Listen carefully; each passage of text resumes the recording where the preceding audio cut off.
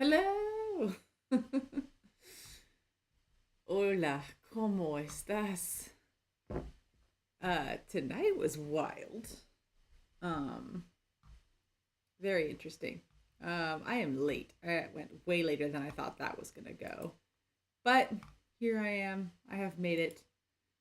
And I decided to play for a little bit because I'm like, I've got energy. We can lose some energy. So, but we're gonna have to be quick because I have to get up early. So we're gonna do this quickly. We're gonna play a couple.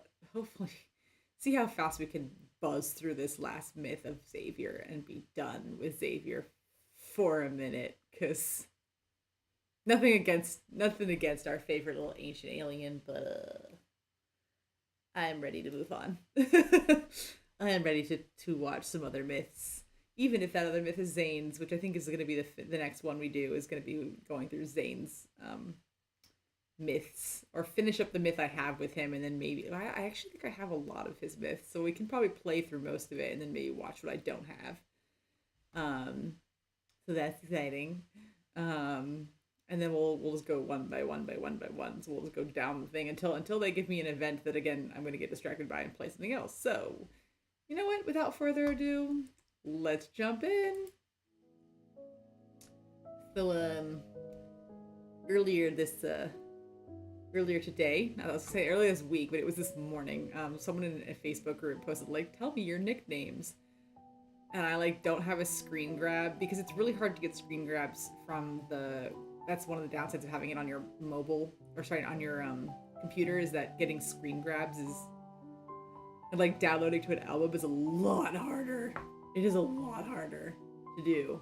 Um, so I have to like put effort into that when I want to like share pictures in Facebook groups of my game. I have to like, you know, put in effort. um, so I put in. I saw it was funny was they asked for screen grabs of like your chat feature to show what you nicknamed all the boys, and I just dropped this nickname graphic that's on my stream. I was like, I don't have a Facebook or a screen grab of the thing, but they match it. But here's my nicknames, and I got a couple people laughing at mine.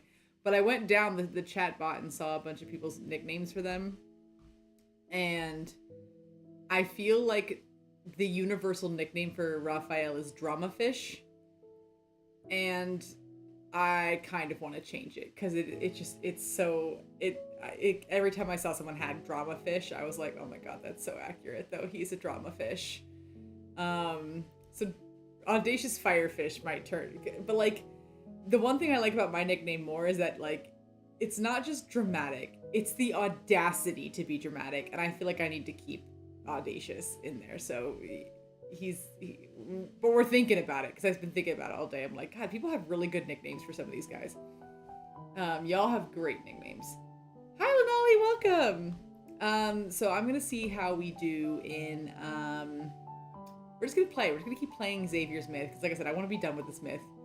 And I'm ready to cry, except that I have makeup on tonight, which is residual from work, so I don't really care if it cries off, but we'll see. We'll see how it goes. All right, jumping in. I'm only gonna stick around for a little bit, like, and then I gotta go. But we're gonna. I was like, I missed a lot of days recently, so I felt bad. So I was like, we're gonna log on. We're gonna do this. We're gonna play.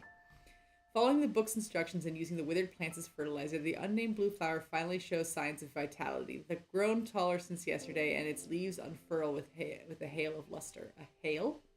I feel like that's not the correct use of that word, but okay. Days pass before I know it. It's time for the pilgrimage ceremony. Outside the city walls and along the riverside, over 100 tents. Uh oh. We're starting off strong. We're starting off with the chronic yawn right in the beginning. Neat. Neat body. Thanks. Okay, so along the. Wait, hold on. Hundreds of tents. These ghosts are very industrious, man. These 10 minutes for potential banner trailer drop? Oh my god. I will pause the stream and we will pivot. You let me know. You let me know if it does. It's to accommodate the thousands of revenants who are here to witness the ceremony. These ghosts are industrious. They are busy ghosts setting up tents. Listen, if a ghost can set up a tent, they can pay rent. I didn't mean that for that to rhyme, but it did. And you know what? That's my lingo. If I'm gonna live in a haunted house, that ghost had better be paying rent. Otherwise, it needs to get the heck out of Dodge. It's either today, tomorrow, or Thursday. We never know with Infold. I hope it's today. That'd be exciting. I'm gonna hope it's today. I'm gonna hope they're gonna drop something today because I want to watch it. Alright, after praying at the monastery, the pilgrims and the acolytes descend along the ridge. They carry blessed lumen flora. The procession covers a long distance, singing hymns in praise of Philos. They walk with carefree steps and carry lamps throughout the night. These are, again, industrious ghosts. They're very, very industrious. The lights in their hands form another river. They flow through the dark forest and across the swamp. 36th moonlit night. Wow, I've been here for a month. Why do I feel happy and sad? I cannot answer that for you. We have our faith. But faith is fragile. It's like a flower or an egg. One careless moment is all it takes to break it. Wow, you should, yeah, melancholic is maybe right, but I would say depressed. What's an egg? I can't remember anymore. But it doesn't matter. We'll be returning to Philos. An egg seems like a really weird thing to forget, even for a ghost. Moonlight flickers across the mountain ridge as a gentle breeze passes. Dazzling silver robes sway back and forth. The chosen one is attending the ceremony. My lady, why did you bring the Mad King with you? Because y'all need to forgive him because he didn't do shit. I mean, we don't know that. I actually don't know what he did. It's still unclear at this point in time. Trying to reform him must be a tiring endeavor, no? Reform him? I'm just trying to help him garden.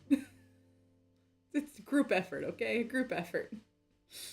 Because that's my man. Exactly. I'm unaware of the new rumors that are circulating the city. I respond with a sheepish... I can never say this word. I respond with a sheepish... Nope.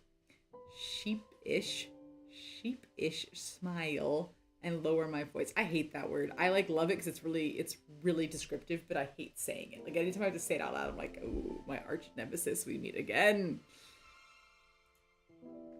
Rest assured, he has renounced his old ways thanks to my guidance and spiritual cleansing.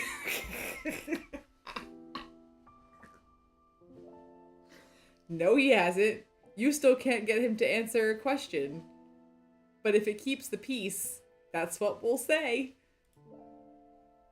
The young Revenant's expression becomes one of astonishment and admiration. Yeah, I bet you couldn't do that. He gently tugs Xavier's sleeve. He glances at me and chooses not to expose my lie.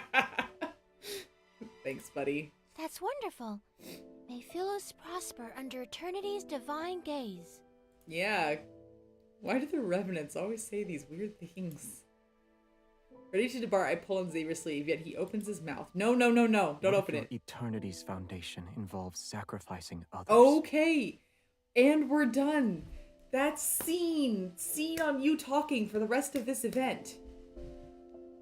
He is going to ruin it. Your honesty is... Okay. I am torn, not to keep getting distracted. I am so torn by... There's those, what are they called? Oh, YouTube... No. YouTube Shorts, I guess, but they're on Instagram, the Reels. And people keep posting these Reels where, I felt really dumb. Because when I first got to them, I was like, how are they doing this? And then I realized, and then I was upset about it. But I got through 60 videos before I was like, oh.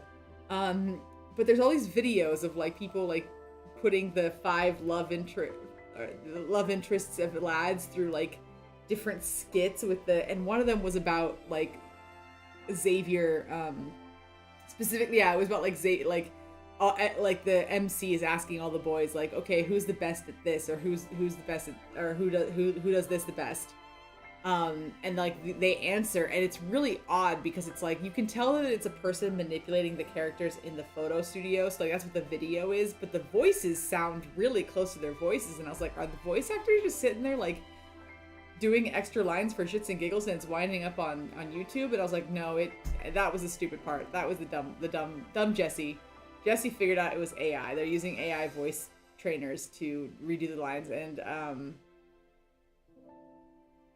that leaves me conflicted because they're really funny, like, and they're really like good, but like I do not condone the use of AI, especially when it's taking people's jobs. So and that's my personal opinion, and yes, it's biased because I come from an industry where AI is actively taking people jobs in my industry. So currently, I had to quickly put the kibosh on that. I felt really bad about it afterwards. I was like, damn it, I supported that. But yeah, anyway, all that to say is there was a really funny one. I will give credit where credit's due, and whoever wrote the script for that script was funny, which is like all the boys are sitting there like saying like, oh, it's, you know, like Silas is the best singer, the best one with fashion is Raphael, and like Caleb is the best hugger, and like who's the smartest? And it's Zane, and like no one in all of these questions is answering Xavier. And so by the end of the skit, Xavier's just like pouting, like do I? And one of them said, oh, who's the best cook? And they all said Caleb. And Xavier, like, sit there going, like, but wait, I'm a good cook? And I was like, A+ on that script. That gets an A+++ script. That was funny.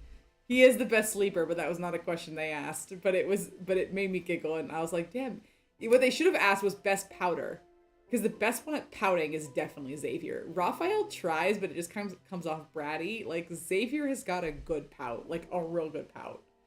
I'm not sure if that's something you want to brag about, but it is true. He has the best pout.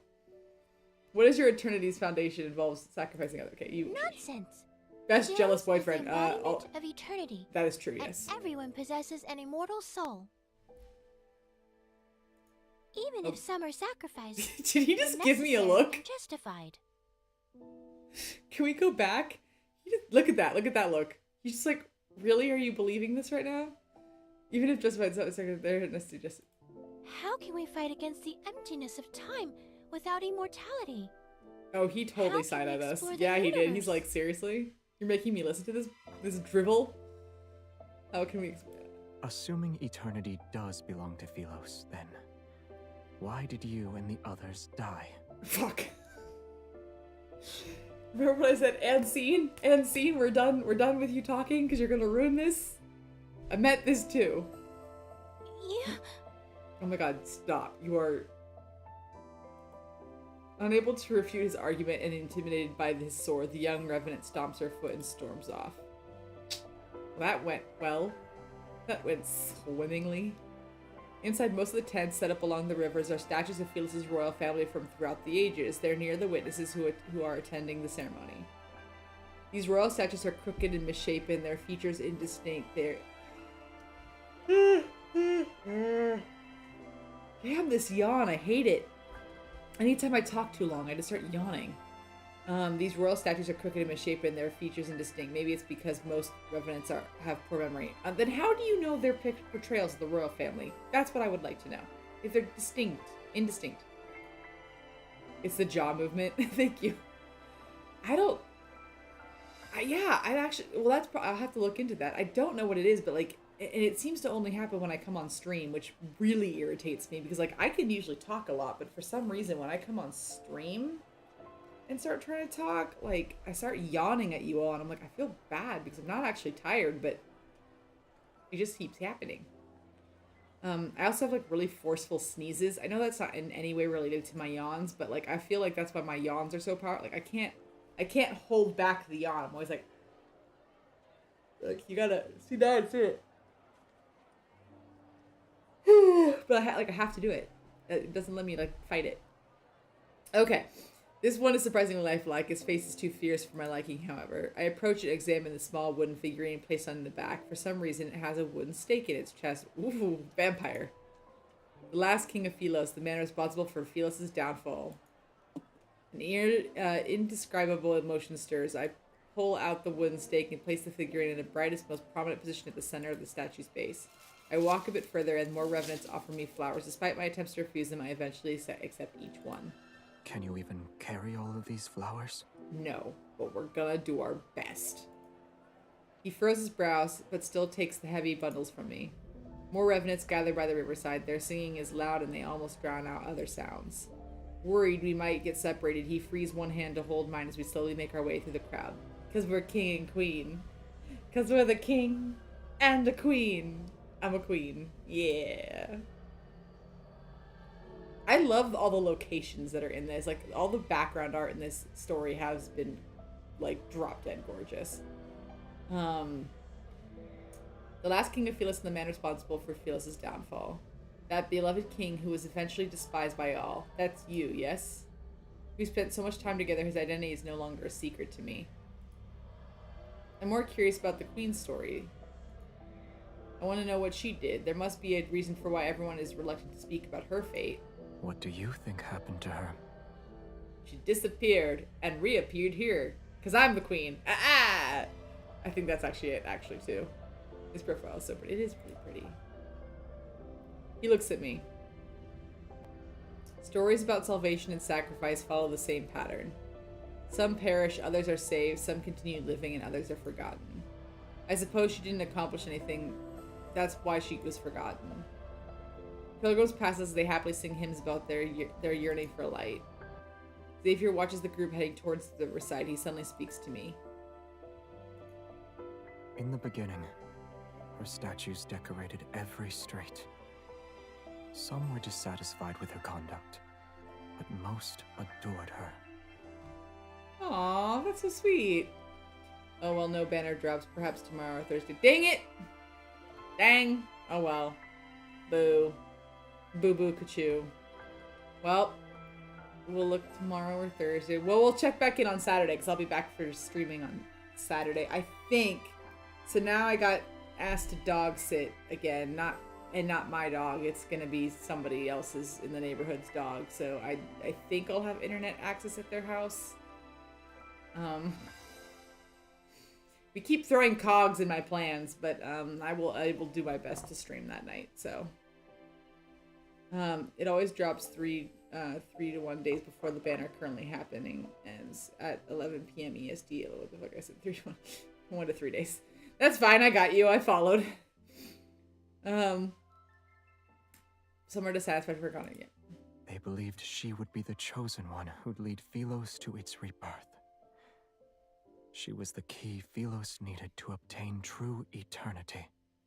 You know, I got a lot of, like, you know, wrenches to throw into this whole, like, immortality, eternity nonsense, but I'm not gonna do that. Because wibbly wobbly, timey-wimey, let's go. And then... Are you asking what happened? Yes, that was the original question that I asked, which is what happened to her. She disappeared. Ha! No one knew where she went. Okay. Taking the points. 1, he answered the question. 2, I was right. For 100 years, the people thought she abandoned them. Nah, she just fell into a blackness and appeared in a different timeline. For the 100 years after that, the people slowly forgot about her. Oh, that's upsetting. Another 100 years passed. Her portraits were burned, and her statues were destroyed. They became the stones that paved the royal capital's plaza. Why? I don't know of any Okay. This After isn't the like king ancient ascended the Egypt throne, where they had normalcy Queen returned. Yet was it nothing could change Hatshepsut? this planet's Hatshepsut was... fate. I'm sorry, I'm talking over him and I'm not listening to him. But in Egypt, they had the pharaoh, and I think it was Hatshepsut, who was the... Yeah, it was the pharaoh Hatshepsut. No? Was it Nefertari? It was one of the two. Hatshepsut or... No, hold on. Okay, I don't like butchering facts. Female pharaoh. Hatshepsut. Okay, I was right. The only female pharaoh, Hatshepsut. So Hatshepsut takes over the throne in Egypt, and like almost immediately, like, she had like a pretty damn good reign. Like, she brought in a lot of goods from trade agreements. She like was really good at guarding the territories. Like, she had, like, if you go and like look at her reigns, like, record keeping, like, she did pretty good, and she was pharaoh for a very long time. But she was pharaoh for her, like, I guess stepson or like nephew, something like that. I think it's her stepson. Because it's not her biological son, but she was the queen, the pharaoh, and then the son comes of age, and she, like, eventually hands over the throne. And the pharaoh that comes after her is like, nah, dog, like, I don't like that she did better than I ever could, so I'm gonna, like, erase all of her stuff. So there's, like, shit that, like, was originally for Hatshepsut that, like, they put, like, I think it's a Ramses that comes after her. Like, they put, like, a Ramses over her. One of the many Ramses that they had. And, like, this sounds like that. But like, why wait? In that instance, it was almost like legitimately the immediate next monarch was like, nah, I don't want anyone to remember it, so we're gonna deface that now. But it feels a little weird that in this story, they're like, we waited 100 years and kind of forgot about her, and then decided to, like, why put in the effort if you've already forgotten about her? I don't know. I just feel like that's like, I feel like that. Switch those. But I'm a weirdo. I feel like it doesn't make sense. After the king ascended the throne, normalcy returned, yet nothing would change this planet's fate. His tone is aloof, yet tinged with scorn. Her sacrifice was nothing more than an insignificant grain in the sands of time. I mean, like, everyone becomes an insignificant grain at some point. But also,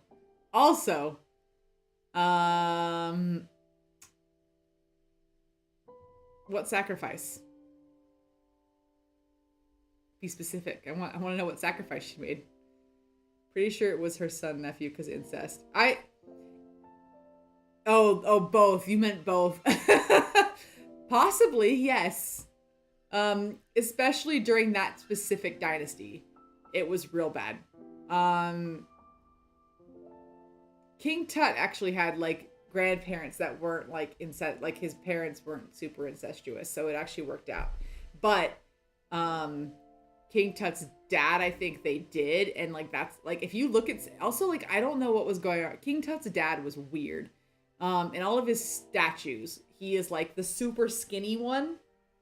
If you ever, like, see the statue, the Egyptian statues are, like, the super skinny with, like, the little pot belly, and he's, like, super thin and super thin-faced, usually that's King Tut's dad, and he's got, we don't know if that was a genetic thing because of inbreeding, or if it was, like, did he have anorexia? Or there's a new theory that it was just like he was trying to change beauty standards in Egypt and it didn't work. So, but like, that was like, that's the thing. Oh, Egypt. Oh yeah. Hold on, I got chapstick on. I love Egyptian history. Like, Egyptology is fascinating. And I love that you just learn how long that civilization was around for, and it just makes everything, like, all the other civilizations that came after it just look so petty. But like that and Rome. Rome, I kind of argue, was not just one Rome. It was you have the Republic, and then you have the Empire, and those are two very distinct things. And I would even argue there was, like, eras in the middle of it. But like, England was not the UK the whole time. It wasn't the Empire of England the whole time. It was like you had like bits, but like Egypt was, and to that point, so was Egypt. But also, like, if you just, how long ancient Egypt was and their culture was around was very impressive. So it's always fun to read about it. It has nothing to do with this. This is like medieval times. I should really switch what history I'm talking about. But all I'm to say is I feel like there's more to this story. Her sacrifice was nothing more than an insignificant grain of sand. Now, you're suggesting I shouldn't let my compassion push me into becoming the chosen one? You already, but I am the chosen one. I don't want to be a kind of person, though. I don't plan on saving anyone either.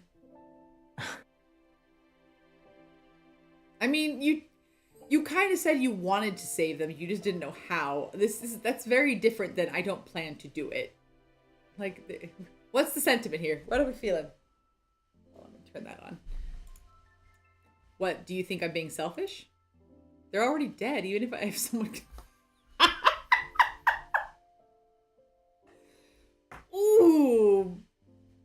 brutal, MC. Brutal. That is brutal of you. They're already dead. Even if someone could change everything, that person wouldn't be me. Okay, but like same though. Same.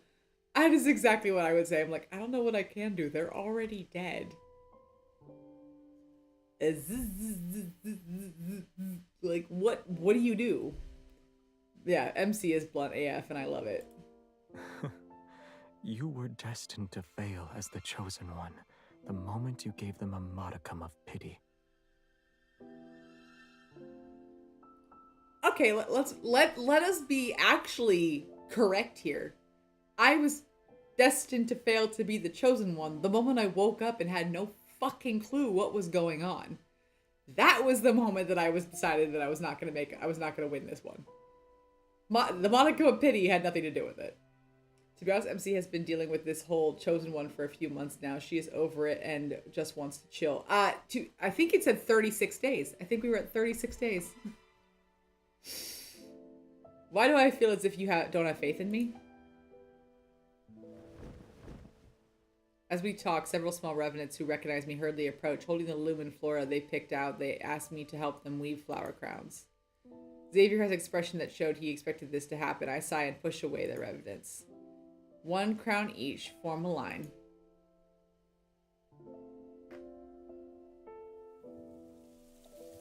She's like Kikyo. She just wants to be done. She just wants to go to sleep. She's like, I'm done. I am done. I just want to go to bed. When I look up again, Xavier is already walking away from the lights and the chatter. The night wind rustles through the grass as his figure quickly vanishes into the darkness. He always arrives without a sound and leaves in the same manner. His thoughts are impossible to predict. Yeah, because he doesn't tell you anything. You predict by getting to know someone. The ferryman and young king stand by the riverside. They stare at the lights and the singing revenants that the night fog has almost consumed. You keep her close. Are you afraid she'll recognize you? Or are you afraid she won't?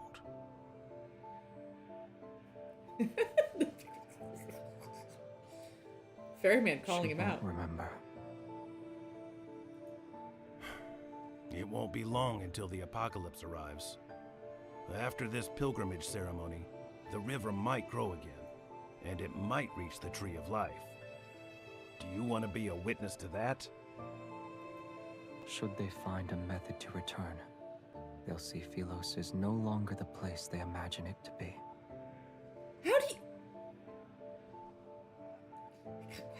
How do you know that? Because I thought that you were like magicked to this place along with all the revenants. The only difference was that you were alive and they were dead. Is that a Nadog? Or is that like a you arrived here after and you saw what became of Philos before you got here? I'm assuming it's the latter because you just made that comment. As the hymn reaches its climax, the boat carrying the pilgrims reaches the center of the river. Uh-oh. Amidst solitude and stillness, he turns to look at the elderly man behind him. Isn't it peaceful when there's no one to ferry? For us who desperately clung to life until the very end, being trapped here is a punishment. Yet sinners should atone for those who died unjustly.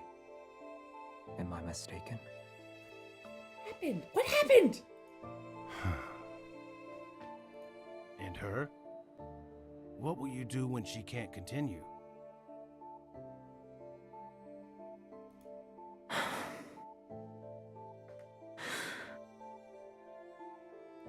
At long last, there is something beyond your expectations.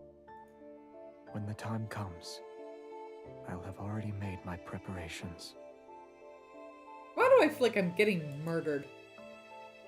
Seeing that he doesn't want to discuss it any further, Ferryman sighs and says nothing. Don't you owe me 6 fares now, boy? Your memory is getting worse. It's 7. Centuries have passed. Yet I've never seen anyone pay your fare except for her. Well, yeah, because he's pissed literally everybody off. Also,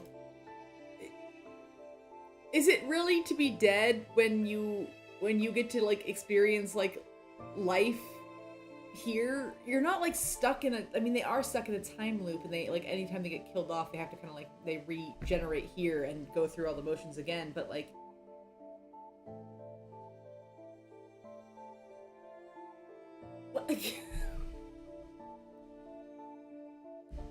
I've got questions. Like, you remember him. It's like you work as a ferryman. Like, how is this like, you just don't have a body to feed and breathe with. And I don't feel like that's much different. Like, you're going through the motions. This is kind of like life after death. I don't see what the problem is here. Where to? I won't ask for a coin this time. His boots tread across the moss, dampening with night dew. He heads towards the bustling area with the lights and the voices. Nowhere. I'm waiting for someone. Who you waiting for? Who you waiting for? The Revenants say this grand ceremony is based on a ritual conducted in the past. It was how the royal family bid farewell to knights before they were sent to battle. I wonder if anyone gave Xavier flowers when he departed as a knight. I just have a face for you. I rub my sore wrist as I finish moving the last flower crown. It's for him. He was scary when he passed by my tent and saw me making wooden carvings. He threatened me with making one for him. My ears perk up when he's mentioned. I walk towards the tent surrounded by the Revenants. What did he ask you to carve? A small wooden figurine of the Chosen One. It's you, my lady. Oh, that's cute. Huh? Did he pay for it? He only gave me a gemstone from one of his buttons. Was he trying to flaunt his wealth? Unbelievable.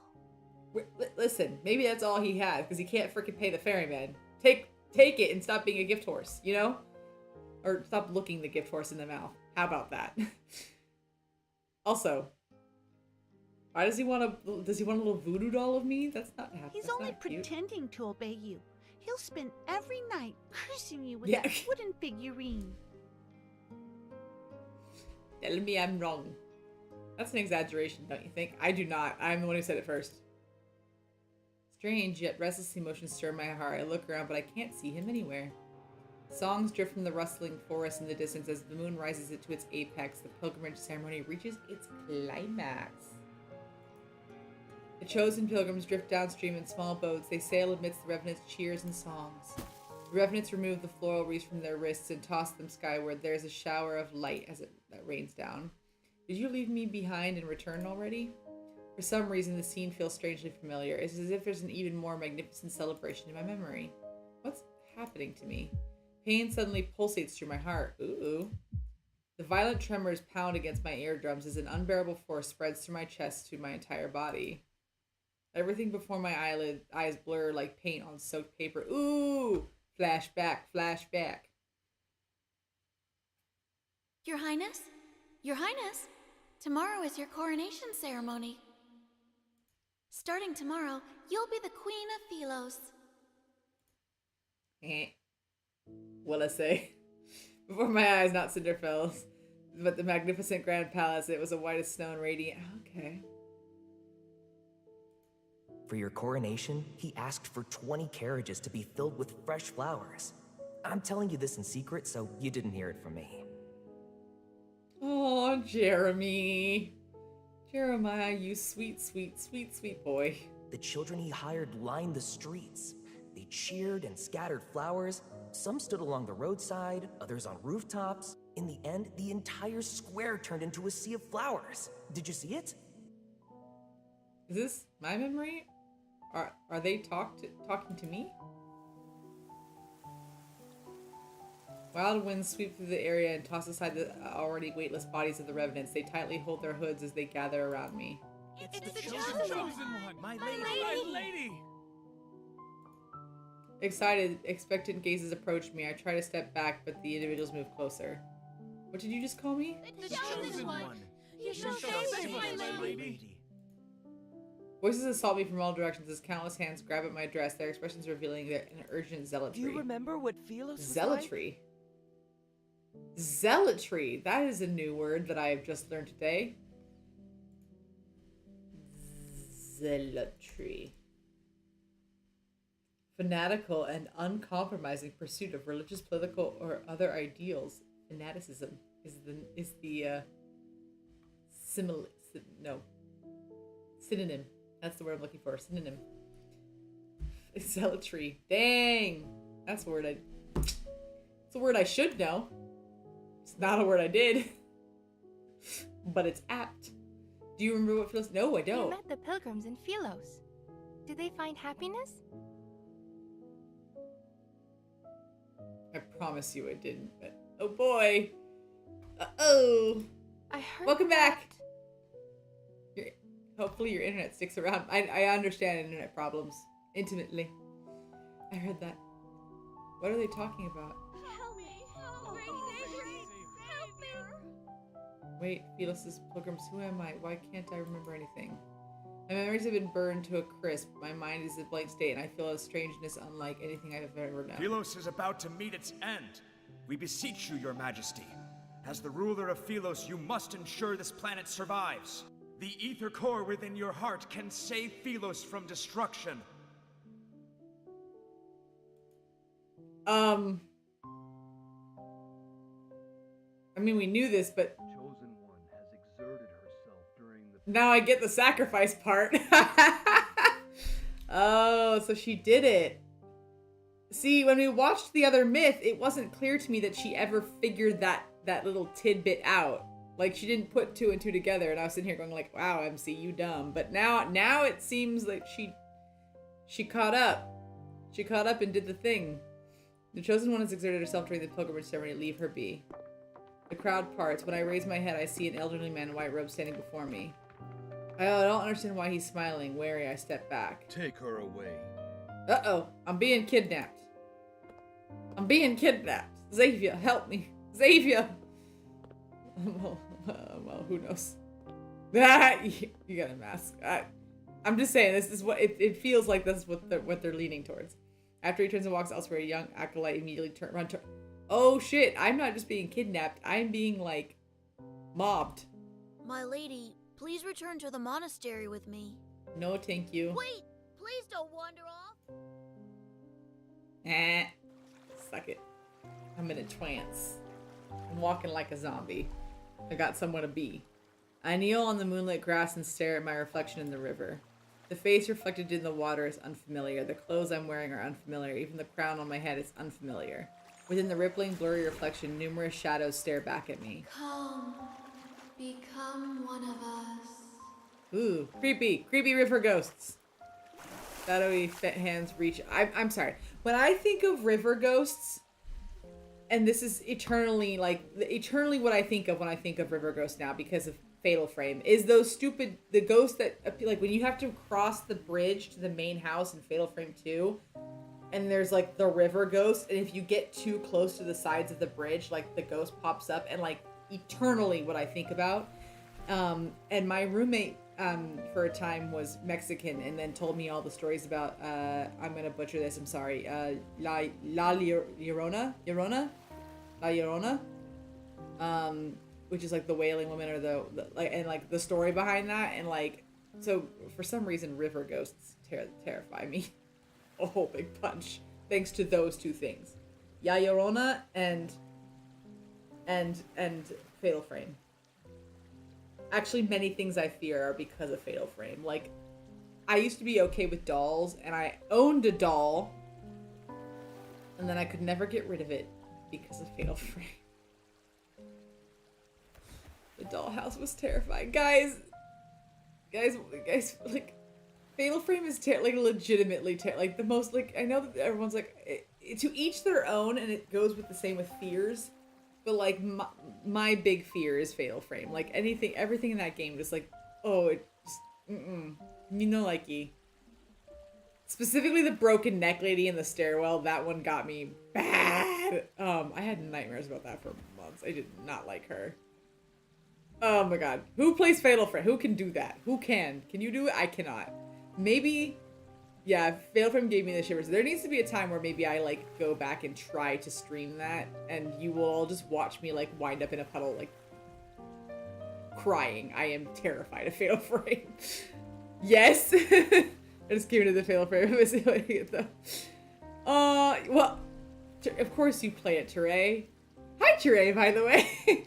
Of course you play it. I can't. Fatal Frame scares the bejesus. Okay, it actually, I do okay watching others play it, but the minute you hand me the controller, because especially Fatal Frame 2 with PS2, like it wouldn't let you turn the heartbeat vibrator off, and it was like the worst thing ever. I was like, stop it. Like I just would throw the remote. So I'm like, no, I don't. That stresses me out. I played all 5 games. Oh my god. The 5th game wasn't that scary to me. I think it was 2, 1 was okay. 1 was pretty like decently scary. Like but it had its moments. 2 was the scariest. 3 was semi-scary.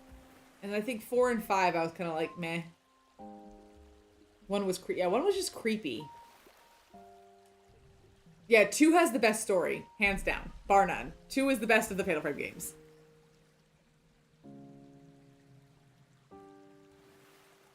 Same, Lanala. Yeah, I can watch other people play it really well. The minute you ask me to play, I'm like, I suck at this, and it's bad, and then it just gets worse. Especially when it's like, and like the concept of Fatal Frame, where it's like you don't just get to like blindly attack it. Like in Silent Hill, you get to like sit there and like wail on it if you can. In Fatal Frame, it's like how you kill it is you have to sit there and take pictures, and that is not nearly violent enough for how badly I am freaking out at the given time. So it's like this motion, like you have to get the camera up, take a picture, and like wait for it to load. No. 4 was creepy in the sense of the storytelling. Yeah, 4 was creepy. I maybe I'm not remembering this correct. Fatal Frame games. Yeah, because you have. No, I don't want Spirit Camera, and I don't want Project Zero. Blue. They have Project Zero 2 Wii editions. They like took it all the games. But you have list of Fatal Frame games. Yeah, I would like the list, please. The titular is Fatal Frame. So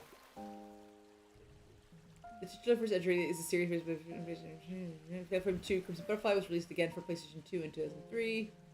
I want the okay. So you have Fatal Frame 2, Crimson Butterfly, the Fatal Frame 3, The Torment. Oh, I lied. I'm switching 4. Yeah, because 3 was creepy in the storytelling. It just. And then 4, because 3 is the one where it's like you're dreaming and you go into the village in the dreams, and then when you wake up, and then reality starts to blur like halfway through the game. And there's a scene, like there was a cutscene in that one that freaked the crap out of me, because you walk like, and now I can't ever do this like in real life, and like this is how I know I'm going to be the first to die in a horror film, because you always have a scene in a horror movie where you like walk past like a room. And, like, the audience sees the main character or a character walk past this room, but we stay on the room and we can see a face in there. Forever my worst fear is, like, walking past somewhere and there being a face where there should not be a face. And it's because of that. There's a specific scene where she walks past a bathroom door. And you, as the game player, see into the bathroom and you see the hands prints start to appear on the window. And I was like, nope! Nope! I'm out. Oh my god. Yeah. 4 was the creepy. If I was the Wii version was bad. Yeah, I heard it was bad. I didn't like it. You'll be okay. I had never played any of the Wii versions. I did PC for the release and then PS2 for them. I only played it because my cousin had. Oh my gosh. I only played it because people like my friends group in high school had it, and not at that time. Only up to 2 was released. I think 3 wasn't released till I was in college. No, wait. 3 was 2005, so I was.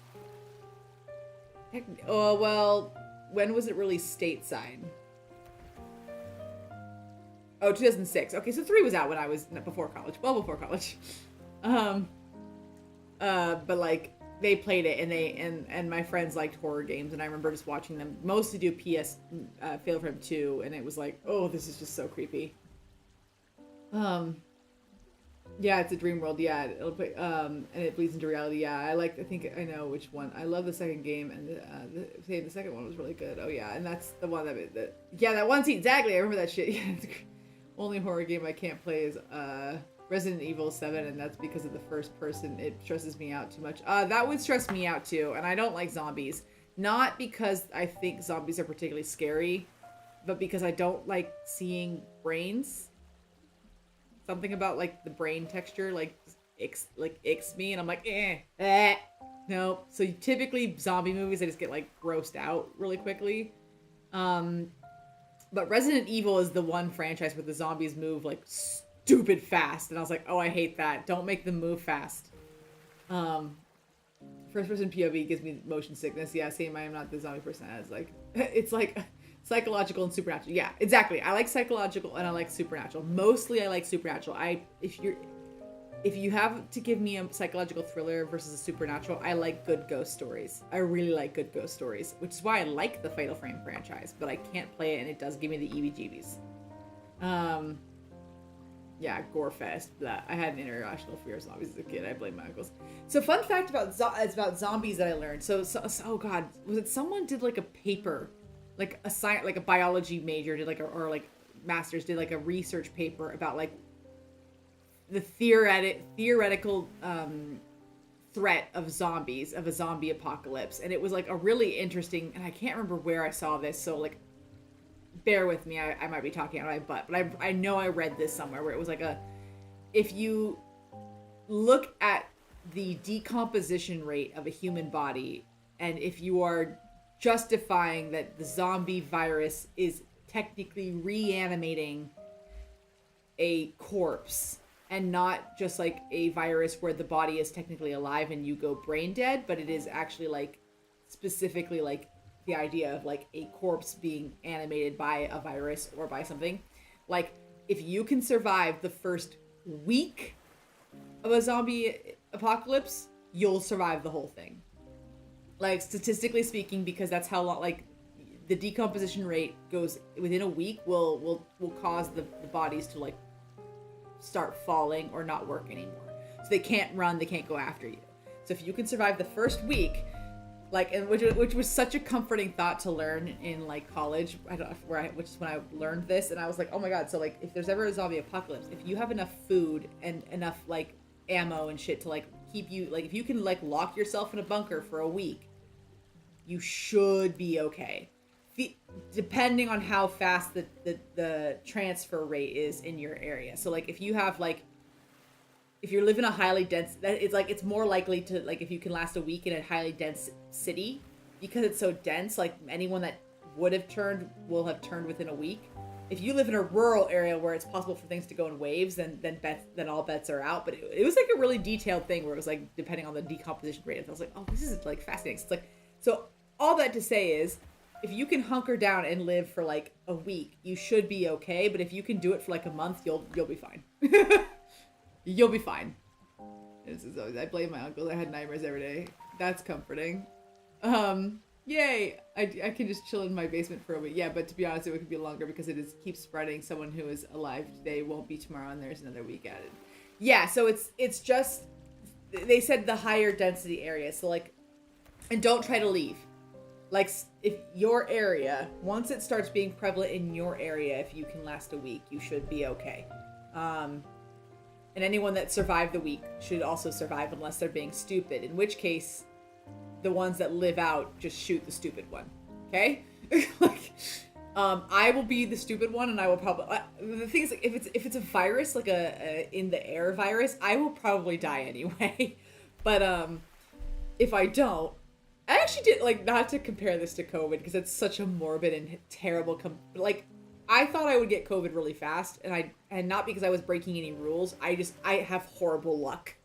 And I was like, I'm probably gonna get COVID real fast. And I didn't. It took me a long time to catch it for the first time. And when I did, I got really pissed, because I went in somewhere masked, and I went in somewhere and then, like, no one else was wearing a mask. It was like an in and out. I went into, like, I was going through the drive-thru. They were like, we're not taking orders through the drive-thru for some stupid reason. So we walked in and we had masks on and nobody else. And I was like, and I remember sitting there going, this is where I catch COVID for the first time. Like, I know it. And like, sure enough, like a week later I caught it, but the person who was with me did not catch it. And I was like, mother, it's because I said it. It's because I said it out loud.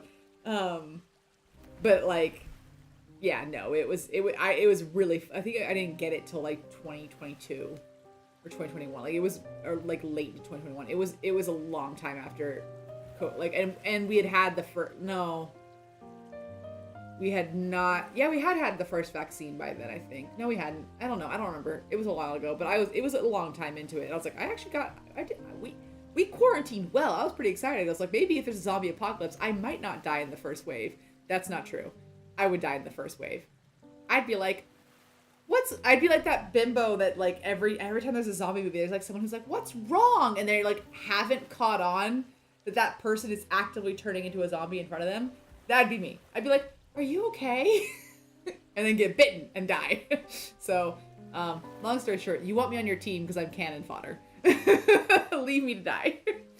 And all I ask is that if you can have me, but like you have to shoot me. That's my only request. It suddenly turned very educational. Hi, Seki. Yes, this did turn very educational. Science behind zombie apocalypses. You need to look it up. Like I swear I'm not talking out of my ass when I say that, but like I can't remember where I read it, and like it was a whole thing for a while. Like everyone in my college was talking about it. And then we all had like, and that's when you also found out that everybody in your class has a zombie plan. Like, I thought it was just me. I thought I was the weird one. I thought I was the only one who was like, I'm coming up with a plan to like plan against the zombies. You can't plan against ghosts. You can't plan against vampires. You can't plan against other cryptids, but you can plan against zombies. And I had like a zombie plan. And I thought it was just me. No, my entire class had like really intricate, deep zombie plans. And I was like, this is fascinating. And one of them was like, oh, I have a house in Arizona, so I'm just gonna head there. And I was like, okay, but what happens if you get like trapped in the city and you can't get out? And he's like, nah, dude, like I will just walk there. I'm like, okay, but what if it's in August, in the middle of the summer? Can you get there? And it's like, nah. And he was like, yeah. I was like, no, it's a horrible plan. And like we had like a whole like lunchtime like argument about it. And this actually came up again later when I started working in the workforce. Like we had like a whole office went to like a Taco Tuesday, and we like talked about it again because I brought it up because it came up, and I had to like of course lay down the facts. And everyone started talking about the zombie. I'm like, everyone has a zombie plan. Like everyone I know has a zombie plan. I'm like, that's so weird. That's so like I love it. Like we're all the same kind of creeped out, but like it's such a weird thing to say. But like everyone I know had a zombie. We all have zombie plans. Oh my god. Oh, you'll help me survive, thanks. I would be the one that would literally choose violence to save my friends. Aw, thanks. If I got bit though, please put me out of my misery. I'm like the worst sick person. I'm totally dramatic, and I would make Raphael look like an angel. Like that's how dramatic I am when I'm sick. And like, let's not add to it that like it's a death sentence. Another fun story. I got sick in high school. I think I said this story on stream once, but I got sick in high school once, and like I was the dramatic friend that called all my friends because when I'm sick I watch history documentaries, and that was a mistake because I watched one on Nostradamus and I was like, the world is gonna end. And like Nostradamus is like, but also at the time I believed it, and so I called all my friends and they're like, you didn't come home from Thanksgiving, like, or go back to school from Thanksgiving break. What happened? I'm like, oh, I got the flu. Oh, by the way, the world's ending. And they're like, oh my god, you are sick. Because like I was just sending like cryptic, depressing texts about like, oh, the world's ending. It's awful. I'm dying now. And they're like, oh my god, stop. It was not cute, but whatever. I think that was before 2012 and we all thought the world was going to end in 2012. I don't know. Don't ask me. It was weird. I was sick. What do we want you on the team? Because you'd be able to make clothes. I would be able to make clothes. Not particularly armor, though. I don't think I'd be good at armor. It's so funny. No, you don't, Ryan. I think about it all the time. Oh my gosh. Yeah. Anyway, continuing this game. This was a long tangent to talk about water ghosts, and that I don't like them. Can't fight water ghosts. Become nourishment. Just see, this is terrifying. What do you mean nourishment? Nourishment for who? Who am I nourishing? My thoughts, too, feel as though they're being pulled by countless decaying hands. I'm slowly sinking into the whirlpool. Okay, Frodo. What did the gremlin tell you? What did Schmeagol tell you? He said, don't look in the water. What are we doing? We're looking in the water. Why are you here by yourself? I'm having a moment, okay? I'm overwhelmed. Hey! Whoa! Whoa! Wait, he's in the wrong clothes. He's in the wrong clothes. Oh my gosh. Okay, a white figure appears in the depth of the forest. Okay. In spite of the darkness, he's cloaked in a soft light. As soon as he raises his head, I freeze. Several seconds pass before I feel a faint flutter in my throat. Ah! Yawn. Why are you just staring at me? Because you look different. What are you wearing? This is the wrong myth. You're in the wrong myth. My memories begin to stir once, and the first syllable of his name leaves my lips, then slowly flood my mind. This long-lost familiar seems to transcend time and space. It compels me to run to him and hold him close. Oh, so yeah, see, you are the queen, and you disappeared one day randomly and decided to show up here. Why? We don't know. But an icy hand from the riverbed tightens in its grip. I'm dragged into the bottomless darkness. Oh, shit. Xavier, please. Jesse. Save me. Save me. Save me, please. The group of pilgrims disperse. Only the Lumiflora lie scattered on the ground. Your Excellency, will we be able to return? Worry not. The day when we are welcomed into the light shall arrive. A raging gale churns the river's waters as dark clouds slowly obscure the moonlight along the horizon. In the fog, the boat carrying revenants is swept into the whirlpool. The vessel and its passengers are swallowed. They will never resurface. Oh, shit. I see what you mean. They don't just die again and poof up again. They're dead. Got it. Okay. Well, then you're like alive again. You're fine. Y'all are complainers. Whiners. Damn. That got dark. Alright, well, let's keep going. We'll see how this goes. I could maybe do one more. Let's see how, like, if I don't go on a tangent about river ghosts and zombies. The chorus of voices comes and goes like an ebb and flow of the water. It's close before suddenly becoming distant as it gradually fades into the depths of the murky consciousness. She's like passing out. When I wake up again, I find myself lying in the riverside. My sleeves are soaked with cold water. Was I unable to remember anything before? As an outsider, my memories slowly fade away, just like the revenants. Oh damn, wait, Xavier. I freeze before I sit up and look around frantically. Savey poo. Where are you, Jesse McCartney? Jesse McCartney! No one answers. I stand and start my search. As soon as I spot a familiar figure in the nearby field of flowers. Jesse McCartney! What was his oh, hold on. This talk about like a really deep reaching trivia. I asked the chat. I did just remember it, so I can hold on to it. Jesse McCartney. I think it was Jesse McCartney. Hold on. I'm pretty sure it was. Yeah, it was.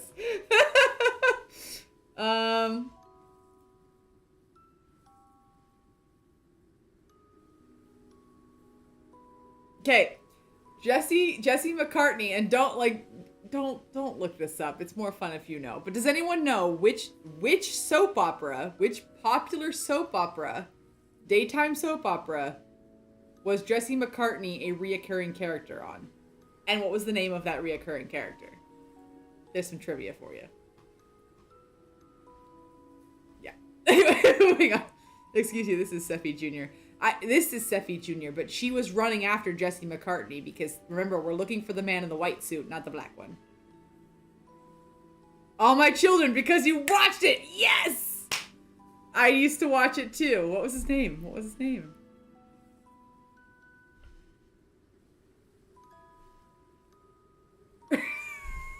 Nuts.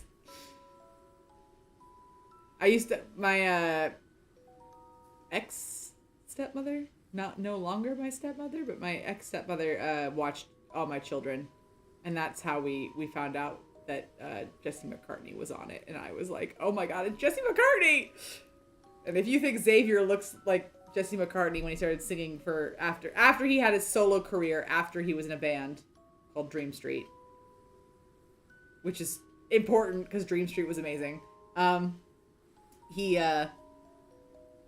looks like him from his solo career, but like young baby Jesse McCartney is also very Xavier. On One Life to Live were the shows back. They were the shows back in the day, but like All My Children just like after a while, you're like, I can only take so much hits to the head chest. Like, this is so dramatic and so, like, and like, not dramatic in terms of like, oh my god, eye rolling. Like, there's just so much crap happening that I'm like, I'm tired. I'm tired. Xavier! This one is, yeah, this one's Sephi Jr. I steadied my breathing and stand in front of him. It seems as though he hasn't noticed me. Seemingly in a deep slumber, he lies quietly amongst the flowers. Thin wisps of black mist are wrapped around his... Yeah, he is really good at sleeping, isn't he? As if his resentment of countless revenants is corroding him.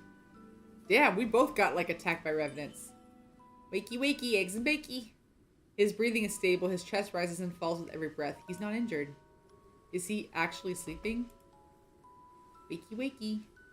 A weight is lifted from my chest. I crouch down beside him and poke the back of his hand. No response.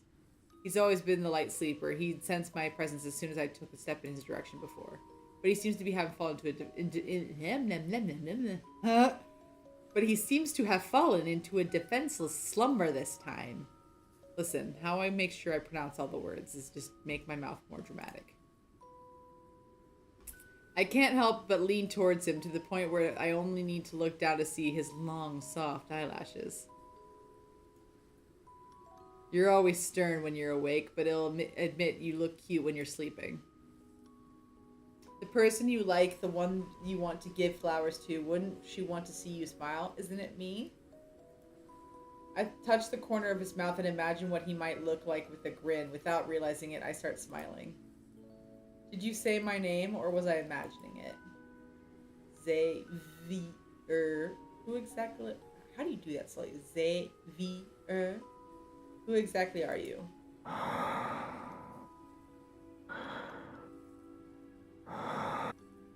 Back to the breathing.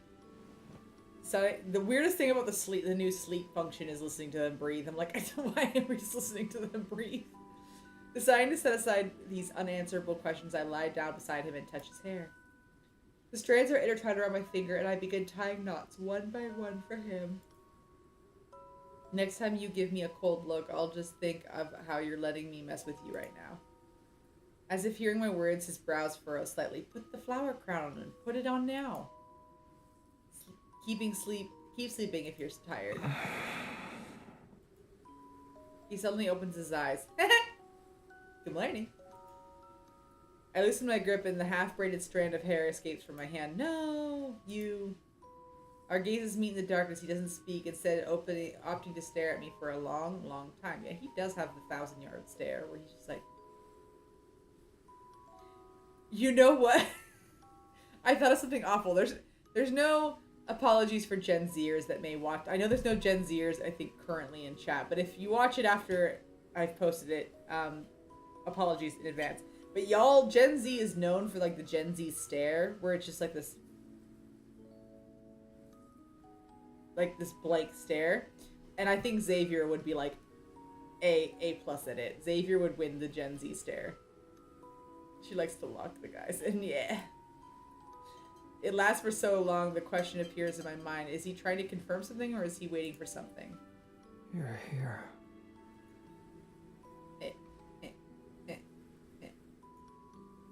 Yeah, I'm not either, and I know Teray is not, and I know Seki is not. Not to out you both, but I know neither of you are Gen Z either. But I do the same stare and call the New Yorker stare. I mean, honestly I would say New Yorkers had it first. That's fair. But New Yorkers kind of had this like, oh, I guess Gen Zers do too. No, you're right. New Yorkers had it first, where like they had this like there's like an indignancy about it. Like they're just like and there's someone did like a good TikTok about it, and like I was dying laughing because like it was like millennials versus the Gen Z stare, and the millennial like could not I cannot handle it. I'm like, okay, gonna need you to show some emotion on your face, any at all. Oh my god, my chat is confused. Hold on.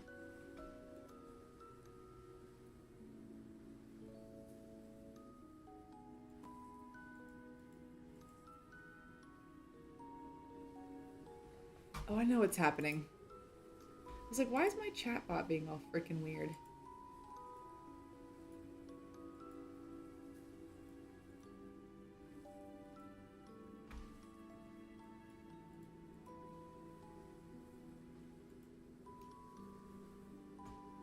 Two seconds, I'm connecting. It's on this one, right? Yes. Continue. You may now close the window. Okay. Alright, there we go. Now we can do that. Okay. Nope. Nope. Damn it. Hold on.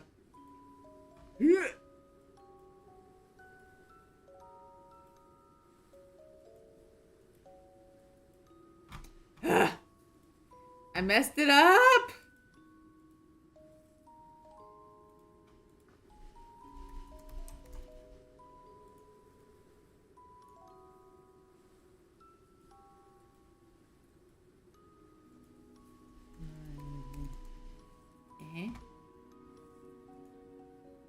Thank you. Thank you. We fix. It's still having issues. But anyway, I have chat open on two screens so I can follow it, but I have one that's a multi-chat so I can see if people are over on the YouTubes. Hello if you are. I'm sorry. I couldn't see you up until now. Now I can see. Yeah, we...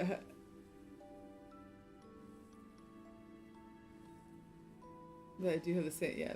P.S. My bones out me more than you ever could. Aww.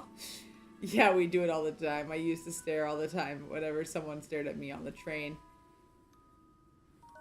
The only time I used to give people like a blank stare is when I worked in food service. And I will agree that like that's a good place to use it. Like, but the one time where like I got asked really dumb questions and like you just sometimes can't help it, and so I'd be like, but there were, oh, that was the other thing. I've had to use like the blank look, but I can't have incredulity anywhere in the look because they can tell. But like there's been a couple of meetings when I was in like animation meetings. There was a couple times where like either clients or somebody said something that was just so wild, and it doesn't happen often because it's really hard to out wild animation people. They're just wacky people, lovely people, but wacky.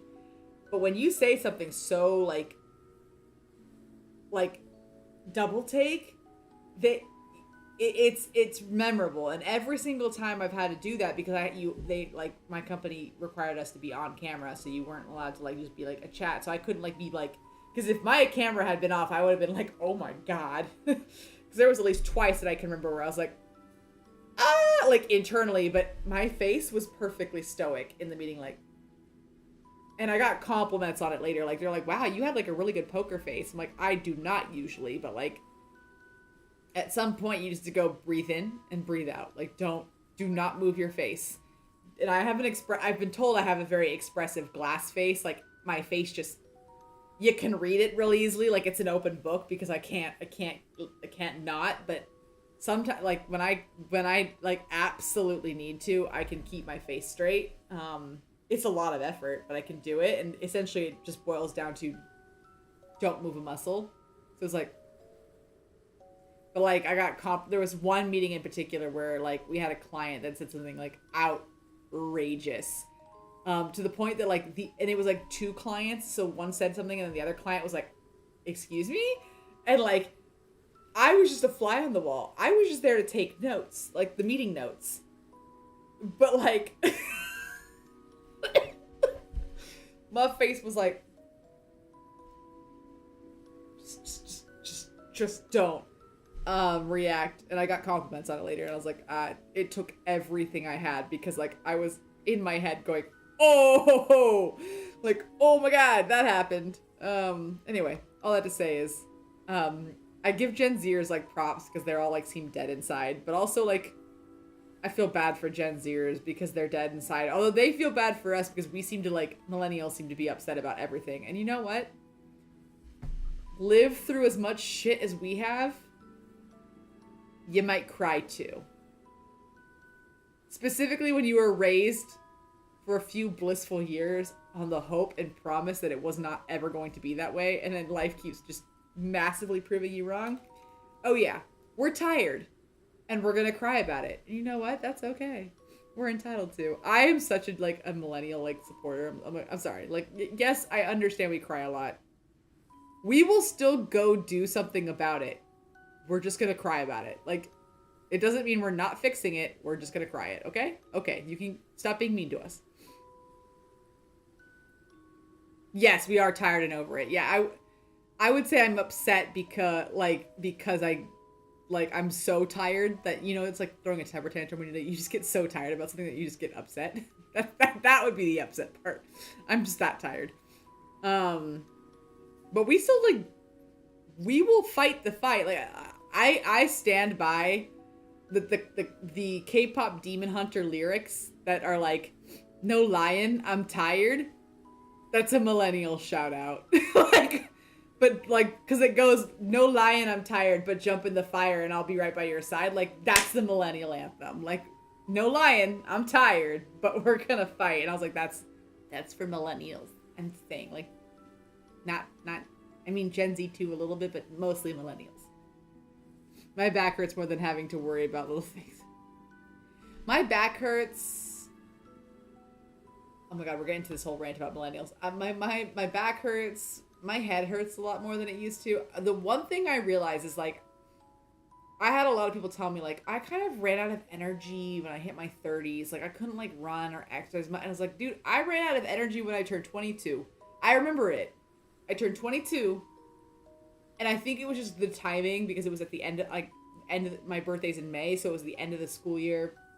I had just finished a really hard semester of college, and I don't think I ever recovered. But I remember that was the year that I started to feel pain in all my limbs. I had a really hard time bouncing back from things. My metabolism went to shit. Everything ended that year. And it never got better. Just never fixed itself. And I was 22.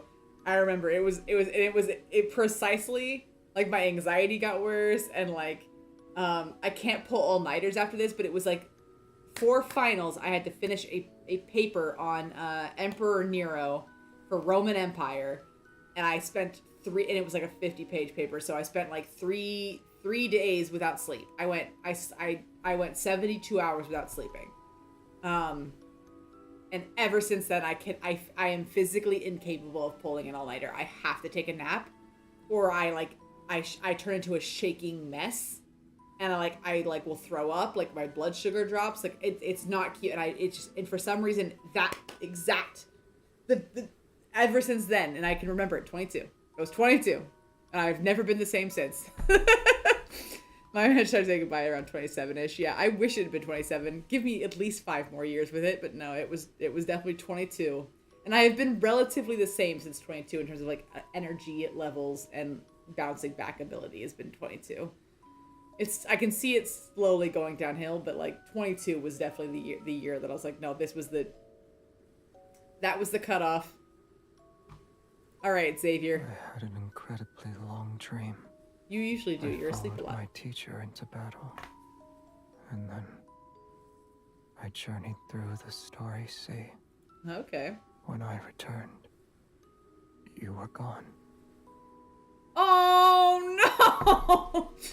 I was right. Well, I didn't say this out loud, actually. I don't think. I was thinking. I think I said the first part out loud, which is, she was queen. She probably went and sacrificed. Well, no, I thought she had just been wibbly wobbly, timey wimey out of her existence into this one, but it seems like she went and sacrificed her heart to save Philos. It did not work out, and she got wibbly wobbly, timey wimey over into this timeline, and then there was no king or queen on Philos because she vanished, and so he had to come back from all his gallivanting around the universe to come be king, and he fucked it up. Seems like I'm right. That sucks. I might not be, but that sucks. Look at his face. Look at that puppy face. He made such a sad face. Yeah, he did say he's the #1 pouter. #1 pouty award goes to this one. He is just the puppy dog pout. His voice is soft and hoarse. It still carries traces of dreamlike days. So much happened during those 300 years in your absence. I don't even know where to begin. Oh. Well, first off, you shouldn't have put me on the throne, but... I mean, neither here nor there. Oh, buddy. I feel bad. I doubt you want to hear those boring details. No, I want to give you a hug. Do you remember our little planet? Uluru! I told you about it before. I can't say it. I can't say it. Uluru.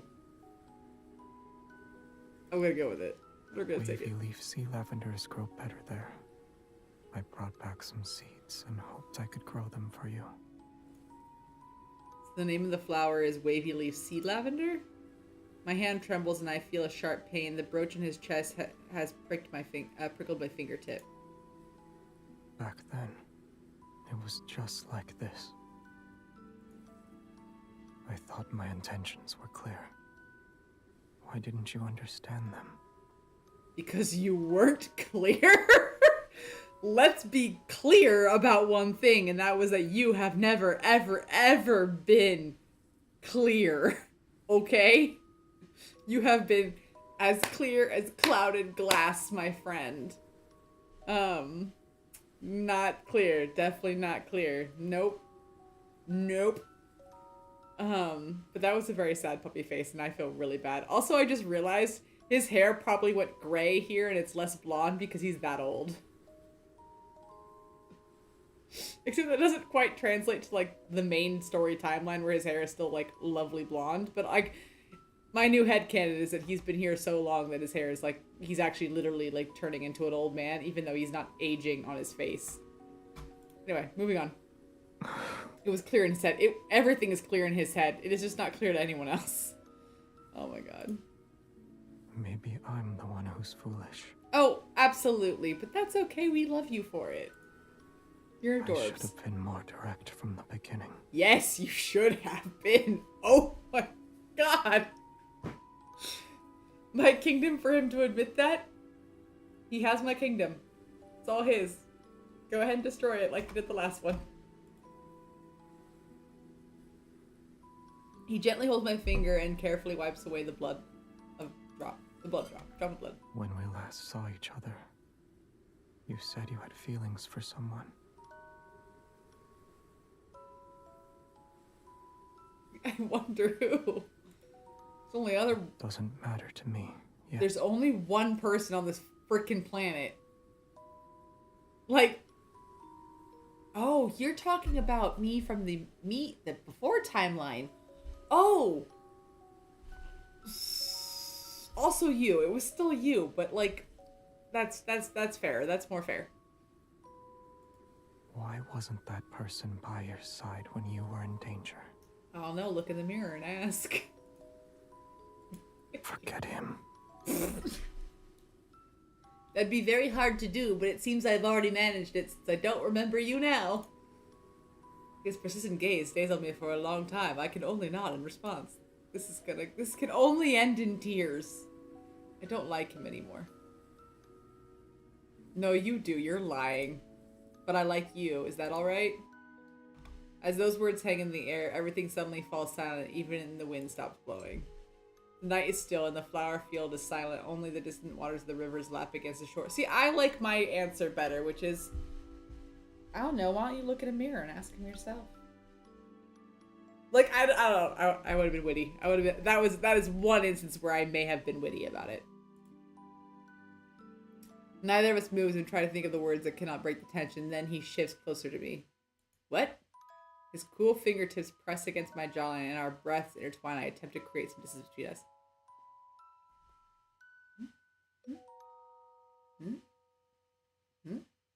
Am I just like facing him? Like, hold on. Yeah, okay, not a kiss. Not a kiss. Make it sure. What's wrong? I'm not allowed to kiss you here. No, you are. I just can't tell. Oh, yeah. You know, you can't. Oh my god. He lowers his head. It's especially indiscernible. All I can feel is a cool breath against my eyelashes. Oh, we are. So he's like right here. He's cupping my face and breathing on my eyes. That's good for health. Of course. Why would you want to see me like this? I want to see you just fine. Stop being a pouty puss. The hand on my nape suddenly tightens its grip, and he lowers his head again. Instead of retreating, he stubbornly kisses me. Ooh. I forgot. This is Dark Horse, Jesse McCartney. This is Sephi version. This is Dark Horse. He don't take no for an answer. He's gonna be saucy. He's a saucy. Oh my god. He is... Teray, you're still here, right? Why is this... I want a detailed description as to why this guy is your main. Like, do you understand that he is a dark horse and he is secretly very saucy and steamy? Like, I need to know. What was it that drew you to Xavier? I have questions. Please answer them. I wait with bated breath. It feels like I'm trapped in a thick, vicious dream. I'm unable to wake up and unwilling to try. Well, you're unable if you're unwilling, so there you go. The warmth and pressure from his hands seep into my skin. They carry an affection that borders on obsession. I feel like we need to send Xavier and Caleb to... Xavier and Caleb both need to go to a rehab for how to healthily think about your love interest. I'm sure the other three boys need to go there as well, but they're a lot more covert about it. So I just feel like out of the five, it's Caleb and Xavier that need to like chill out. Oh my god. I am also waiting patiently.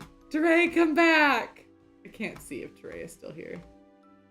Teray! You mean therapy. Yes, I do mean therapy. I do. They need therapy. I mean, all of the boys need therapy, but specifically relationship therapy or like relationship advice on like, no, they need relationship classes because it's like, and your obsession, like, it makes people uncomfortable. Cause like,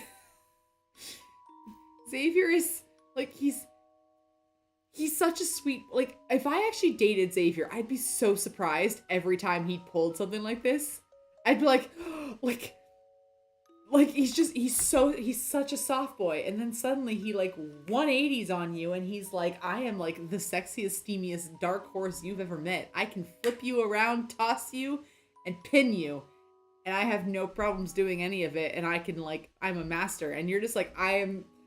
Like, this thought never crossed my mind. You were a wee innocent bab last time we met, and suddenly you are man, and it scares me. And Caleb is just too much. Oh, we're listening to the breathing. Ah! This is my dream. I'm free to do as I please. It's not your dream. It's not your dream. It's not your dream. It's not your dream. It is not your dream. This is happening. Oh my god. I'm so embarrassed. Dark Horsey. Dark Horse Chan. This is my dream. I feel. Mm-hmm. You're a figment of my imagination, aren't you? Hey, buddy. Hey, about that.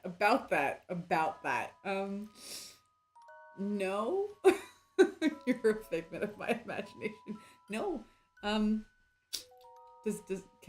a figment do this? Or this? Like, oh boy. What do you do to me in your dreams? I don't want to know. Oh my god.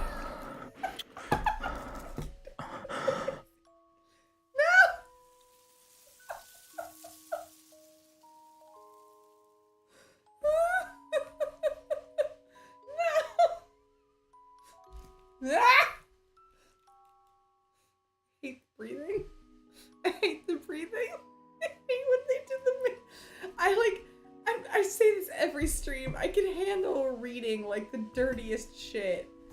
Like, straight face, don't matter about the visuals, but the minute you add sounds, I'm like, okay.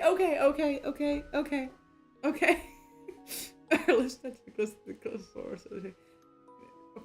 He's being forceful.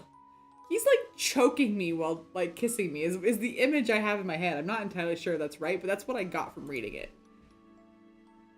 Oh my god. Sir. Oh, we can't end it there. No, we are gonna keep going. I see what y'all mean by like this was not safe for work. Are we having like Smecks in the flowers? Are we like, did he go all the way? I gotta know, what happened? The ceremony ended and those pilgrims were never seen again. The elders in the monastery declared the ritual a success. This was the auspicious sign that the Chosen One appeared. The Revenant celebrated every night. The city was filled with statues of the Chosen One in all sizes. There are also tree bark touched by the Chosen One, the tiles the Chosen One stepped on. Oh my god. Don't do that. That's obnoxious. Even the stone the Chosen One supposedly hit her head on, tripping over a branch during her arrival. They were all treated with sacred gifts. The Revenants Cool, now we have relics. Why don't you just charge everyone, then we can be real Catholics. I mean, the way it ended and how it unfolds likes to leave it in our imagination. I imagine they did, yes, but who knows? I imagine they did, because Xavier, again, has made it clear that it was his dream. And he wasn't stopping. He was like, no, we're gonna keep going. But also, whoa! He like pinned you down and said, you're gonna take it. And it's like, damn! What happened to consent? Not that I would say no, but you didn't ask. And that does raise questions. I have questions. You and Caleb both. Xavier and Caleb. Darth Barnes and Dark Horse Jesse McCartney need to be locked in a room where they get taught about consent. It's like, it's not that I would say no, but you still need to ask. Jesus, take the wheel. Indeed. Indeed. Jesus, take the wheel. They were all treated as serious. Yep. Your baubles are nothing. My hand was touched by the Chosen One herself. That's a little creepy. I would hate like all my wares and effects to be hoarded for relics. I would hate that. Also, this is so sacrilegious, and I apologize if there's any Catholics in the chat. If I was a saint, I would be like, I would much rather you pay attention to my sayings and my teachings than taking my shin bone and carting it all over Europe. Just a thought. But you do you. I'm dead. I don't care about my shin bone anymore. But like, I would just, if I had a say, which I don't, because I'm dead. Maybe you focus on what I was trying to tell you and less about my bones. Thanks. Thankies. Appreciate it. Yeah, go ahead and throw Raphael in there too. Okay, but here's the thing. I feel like it's easy for you to consent or not consent to Raphael, because I'm pretty sure he wants to bottom. So you could just be like, no, we're not doing that right now. And he's like, aw. But like he wants to bottom so bad that he doesn't care. Like Lumerian sea god, maybe a little bit, he needs to be thrown in there, but like most of the time I've played his, like, or at least in the way I have interacted, and if there's something I missed, let me know. I will get there. But everything I have played with Raphael up until now makes me feel like it is very easy to say no to him and like get out of him trying to force you into things, because he wants to be the bottom and he wants you to take charge, and you can just be like, here's me taking charge. No. Which I kind of want to do, because I want to see him cry about it. I like that. Anyway, we're moving on. Oh my god, your baubles are nothing. My hand touched the Chosen One herself. Upon hearing this, revenants surround him and let out gasps of envious admiration. You have been blessed. Excellent! We'll chop off your hand and mount it on the city wall, so every passerby can shake it. How about that not? That's very dramatic. You want to cut off the hand that the Chosen One touched? Don't be afraid. We're incapable of feeling pain. Or is your heart not sincere enough? Oh my god, these people are crazy. Don't do that. I shall accept any sacrifice if it means I can be a pilgrim.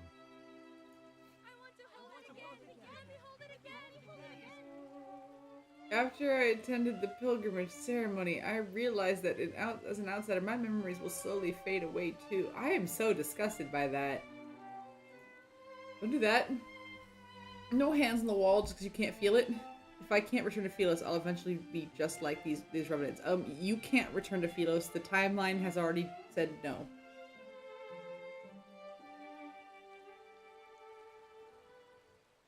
Hate to break it to you. My multi-chat is still broken. Wake up.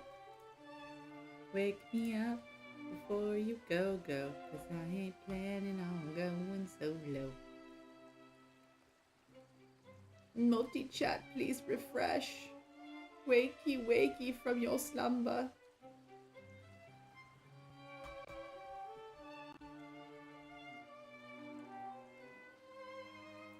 Aha. I think we fixed it. We have fixed it. It has been fixed. There we go. Fixed. If I can't return to Philos, I'll just be like those revenants. No, I won't. Yet, where did those pilgrims go? Acolytes from the Order of Babel always avoid the question. Yeah, they died. Does the end of the river truly lead to the tree of life that's mentioned in the prophecy? Nope. Negatory. Your solution Hey, is to follow buddy. in their footsteps. You'll see where the supposed sacred path of pilgrimage takes you.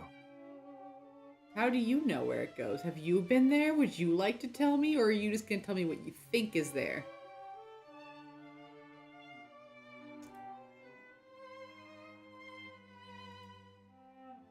They say the river doesn't end. If that's the case, then what happened to those pilgrims? They didn't die, but they didn't live either. No one has seen them since.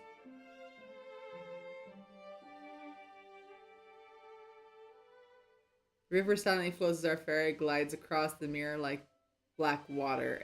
A thin mist surrounds us.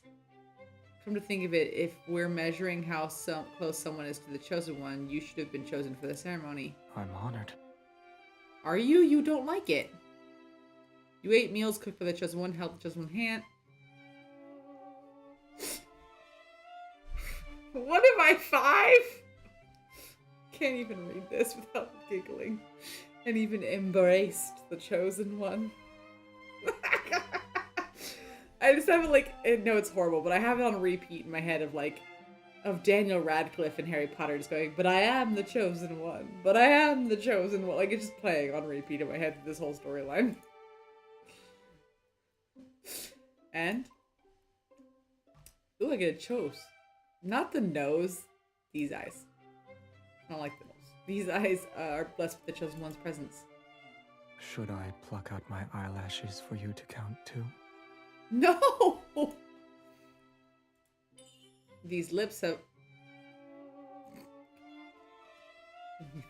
These lips have also kissed the Chosen One. Yeah, I liked the embrace. That was a lot more suggestive. Remember what happened that day? I swallow my words. Yeah, you do. You don't want to continue? You...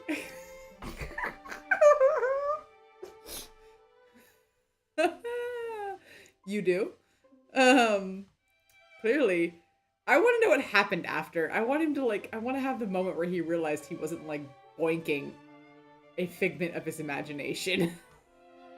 Okay. You actually don't remember anything?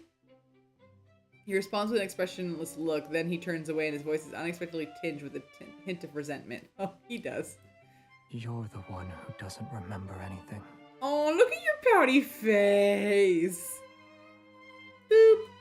Not wanting to argue, I focus on what's more pressing at the moment. I need to figure out what happened to those revenants. Yeah. Oh, wait. So he doesn't remember boinking? But we boinked. We boinked. You don't remember? Well, see, now I'm hurt. If anything, that crossed the waters of the Cinder sinks. Perhaps the path they sought is there. How did you get this boat? Bought it. Or rather, how did you convince someone who doesn't accept credit to lend you this boat? Because I'm the chosen one. It's a long story. No, it's not. I just said I'm the chosen one. Give me the boat. After boarding the ferry numerous times, I gradually became acquainted with the ferryman of the Cinders. Occasionally, when he wanted to rest uninterrupted, I would volunteer to take over. He didn't agree to it at first and always refused with a cold expression, but as time passed, he eventually let me handle it. When I recountered revenants who wanted to cross the river despite lacking coins, I didn't turn them away. I asked them to tell stories as a form of payment. Okay, so now we're doing the main playthrough that everyone can play, whether they have the card or not. When he discovered this, he always turned a blind eye. As for his background and why he serves as a ferryman of the river, I asked him out of curiosity before, but he always refuses to talk about it. He looks suspiciously like our teacher. You know each other? You can say we're He's your old teacher. He's acquaintances. my teacher, but he don't remember. Well, I don't remember. He remembers, probably. It sounds like your old acquaintances from Philos. As we gradually sailed away from the city, we can see the desolate forest to the west is burning. Acrid gray smoke rises skyward. More revenant knights have been gathering at the edge of the forest, and strife is becoming more prevalent. Consumed by resentment, they fight each other with the hatred that for when they were alive. Their screams echo amongst the dead branches and fallen leaves. Now, children, you do not need to fight. As the bishop foretold, signs of the apocalypse are once again emerging from the ruined city walls. I was unaware you were skilled at ferrying. I am a grown-ass woman. I can do whatever I want. Whatever I set my mind to, I can do it. Okay? Don't judge me. Don't doubt me. After the bow hits a submerged shoal, I can do everything except remember the entirety of the English language, apparently. Shoal? What's a shoal? And spins around several times, but he can't bear to watch anymore. He takes the oar from my hands. Hey! I'm a grown woman. I can do it. I lose track of time. Black clouds gradually cover the full moon, and the scenery around us grows increasingly dark and desolate. Something's not right. The boat creaks and the river's currents become turbulent. Startled, ravens fly in all directions. A chill creeps up from the water's surface and lashes into my skin. After passing through the dense fog, the river widens as if we arrived at a boundless sea. Where are we? The waters thrash violently like an untamed beast. The looming threat of danger is palpable. Something tells me that my mermaid husband is not happy with me being here. Mermaid husband, he's like, who that other man? I don't want this. I don't want to be trapped here. Oh, never mind. We're back to damn river ghosts. Dang it! I don't like river ghosts. Join me. Become part of these dead waters. No, thank you. I really don't want to. These voices, where are they coming from? Wait, don't fall in. Don't fall in. Under the water surface, countless invisible hands seem to reach up. Hatred pushes them to maliciously toss our boat back and forth. I grip the edge of the boat with all the strength I can muster. Pain pulsates through my chest without warning. My vision blurs. It's as though... Excuse me! Hey, I keep yawning. It's as though the invisible hands are squeezing my heart. The inky black water transforms into countless golden veins. I could almost believe streams of energy were flowing downward. I feel awful. It's like my strength is being drained away. Watch out. The increasingly violent current strikes our boat. The river's surface discards its serenity and transforms into a massive whirlpool. We're going under! At the moment, it's like I'm like a seed. I'm plunged into darkness unknown to all. When I open my eyes again, I find myself curled up in a warm embrace. Our capsized wooden boat somehow glides smoothly along the riverbed. Mist reminiscent of a veil accompanies us. I can hear the rapids and foam washing over the sharp reefs. Oh yeah. Oh yeah. Sea daddy, not happy I'm here. My mermaid husband is not happy. but I can't see the dangerous shallows. On the other side of the river, Cindersfell shores fade from the view, and despite being underwater, I can feel the moist air. Yeah, where's Raphael? Hey, where's my fishy husband? Where he be? The current gradually calms. Our boats continue to move along the water dark granite passage for a time before finally hitting a shallow bank. Into the unknown. Into the unknown. Into the unknown. Xavier steps onto the shore first, then he turns and helps me stand. He under the sea. See, but he's the one who probably thrashed the boat. Careful now. If you fall in, you won't be able to float back up. Somehow I'm aware of that.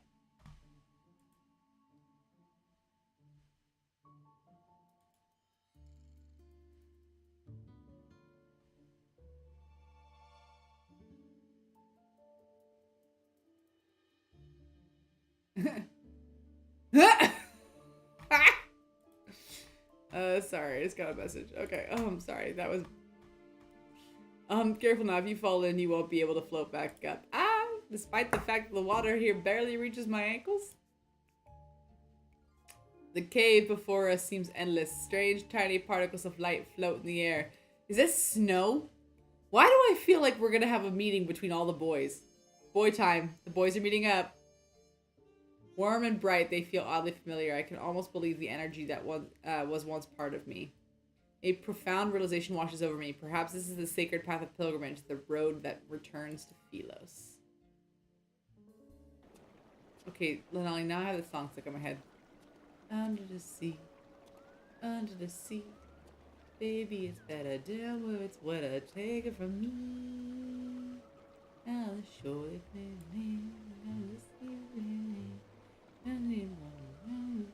under the sea. The archives of the Order of Babel's monastery had records of a certain Philosian legend. It spoke of a mysterious cave that was connected to the center of the planet. Could this cave be connected to Philos and Cindersfell? You have quite the imagination. That song plays in my head. I knew. You know what plays in my head when anytime Raphael's under the water or like anywhere close to mermaiding out? Like, it's like, up where they run, up where they stay all day in the... Like, I'm waiting for him to just like push on a rock and be like, and splat. Like, I'm waiting for it. If anyone wants to make an Artist Alley sticker of Raphael like being Ariel, I will buy it. You have quite the imagination. The sound of flowing waters gradually fades behind us as we venture deeper. The further we go, the more the scenery unfolds before us. Look at these light particles. They keep increasing in number and brightness. Perchance, I don't think I've ever seen that actually used without being dramatic. Perchance the pilgrims who disappeared found themselves in this place. Perchance. As the words leave my lips, an enormous monster skeleton appears. Oh, buddy, is it the one from Home Depot? Dibs, I called dibs, I want it. Bodies lie on the shore. They're still frozen in the position that they were in for their final moments. These monsters. They're wanderers. Oh, shit. Wait, what? Those aren't supposed to be here. I'm not supposed to be fighting those things. These creatures once roamed Philos before it was destroyed. Yes, I'm aware. A gleam of light blade flashes and the bone-white remain dissolves into energy particles before dissipating. They were devoured by those monsters before they could escape. Aww. You know something and you're unwilling to share it. He knows a lot of things that he's unwilling to share. And then he conveniently thought he shared much later and he's like, oh, was it not clear to you? No, it was not. So mad. Still mad, still salty. He remains silent before turning away. His cloak billows out behind him. You say what you will about Xavier, but he has a flair. That is... If we could actually return to Philos, what will you do? Marry you. Aside from finding your name. Marry you. And change my name. I haven't thought about it yet. No, I thought about it. Is there anything you'd like for me to do for you? Should I meet with someone on your behalf? No, meet me.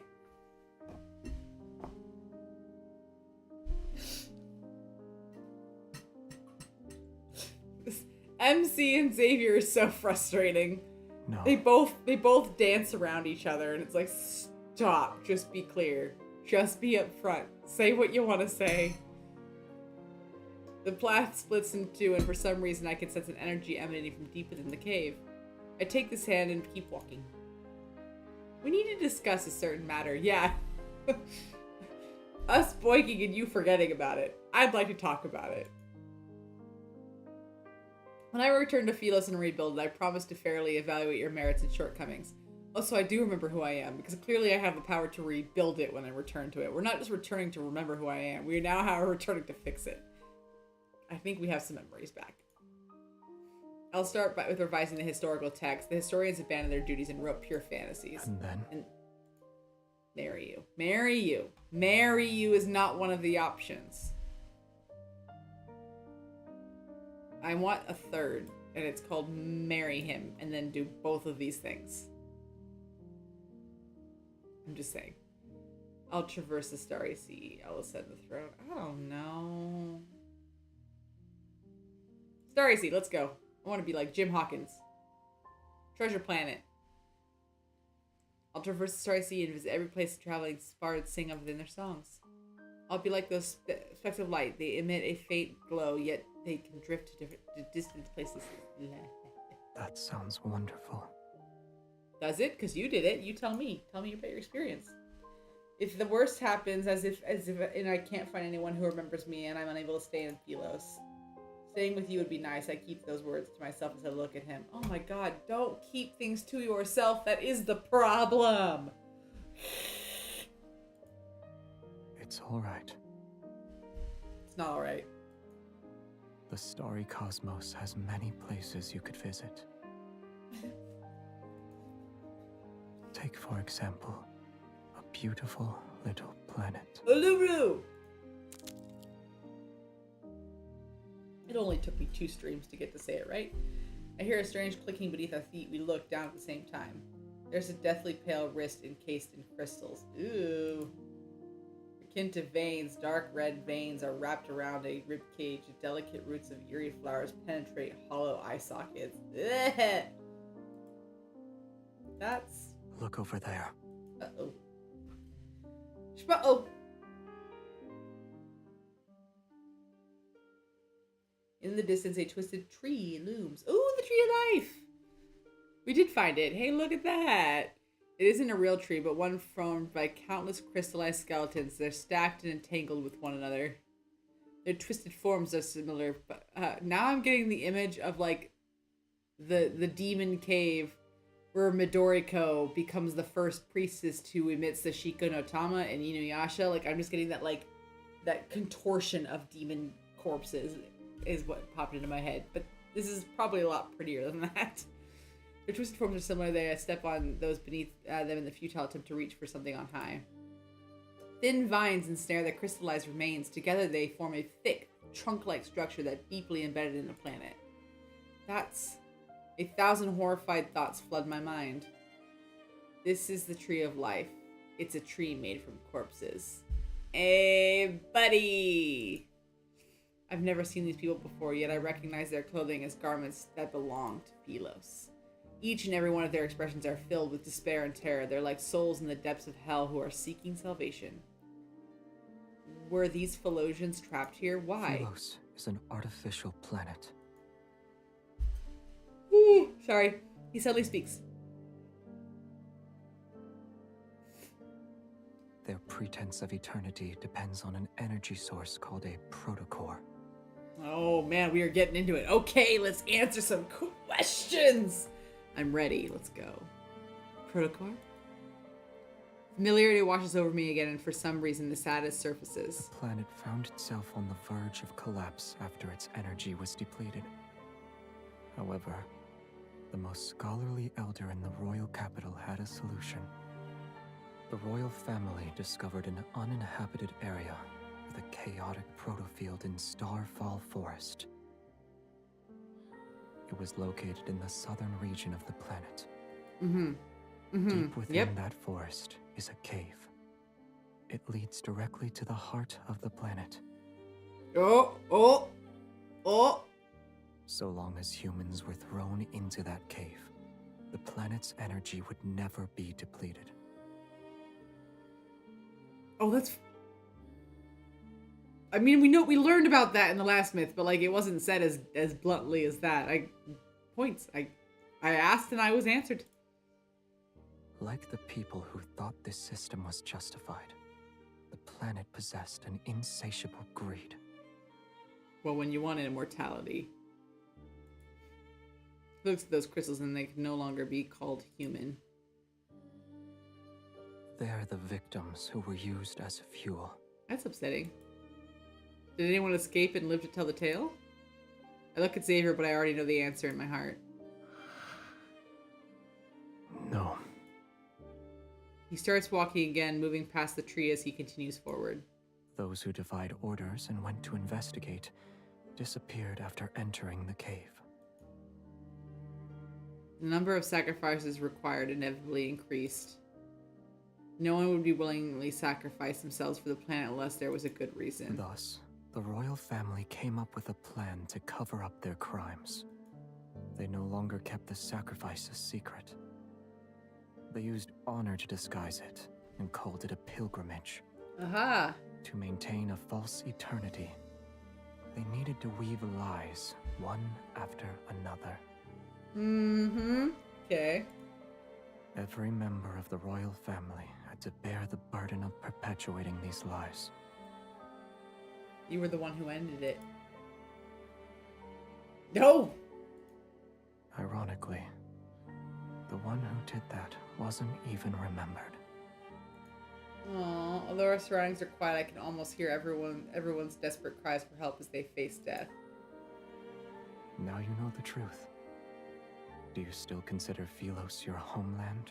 Well, yeah, but I'm mad at it.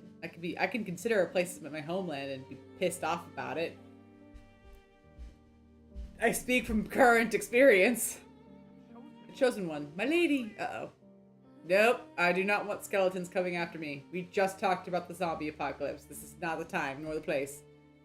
My footsteps falter. I look down and I'm greeted with eyes filled with absolute terror. Oh, lovely. Dead people. That outfit. He's a pilgrim from that day. Tiny crystals seemingly alive spread from the youth palm. The pilgrimage is a lie. It will never lead us to Philos. Never ever. Or a source of nourishment for the cinders. The waters, they grow without end. Only then will it reveal the true path. You are the last one it needs, my lady. You can lead us back to Philos, yes? My lady? Oh god. This is terrifying. I feel like I'm gonna get mobbed. He kneels before us and presses his forehead into the ground. Why won't you save us? You traitor! Oh, we got some multi-voice distortion. Watch out.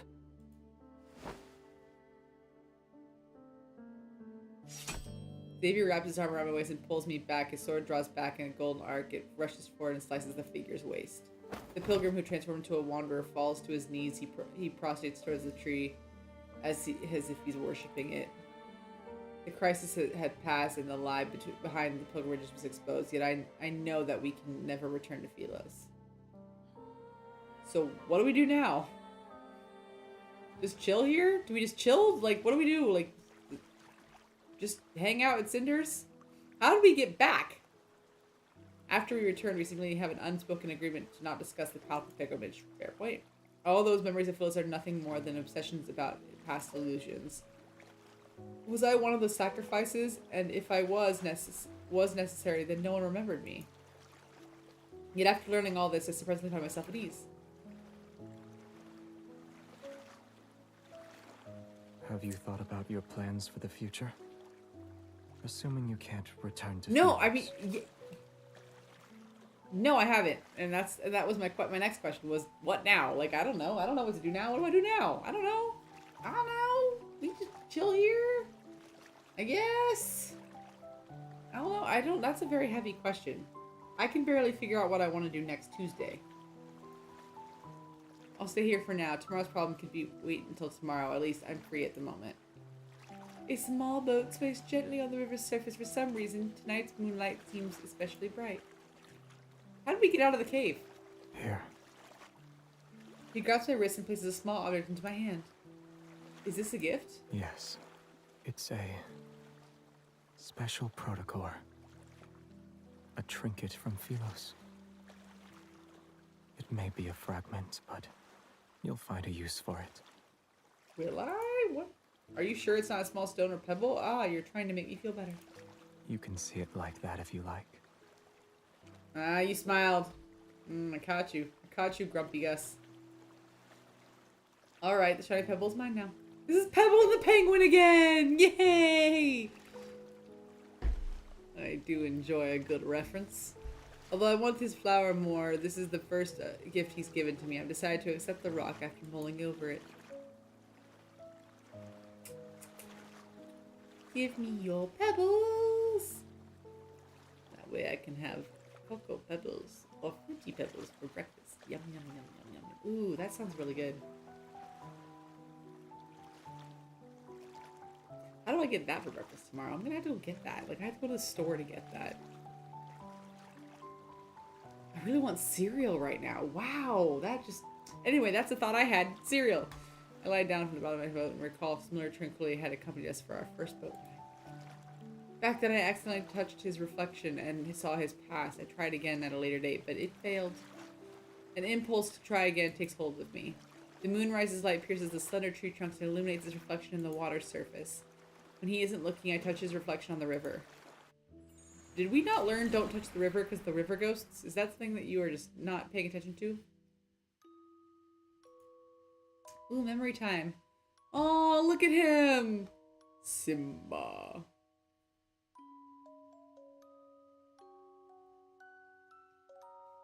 This time I saw him standing with his back to me, surrounded by an endless sea of flowers.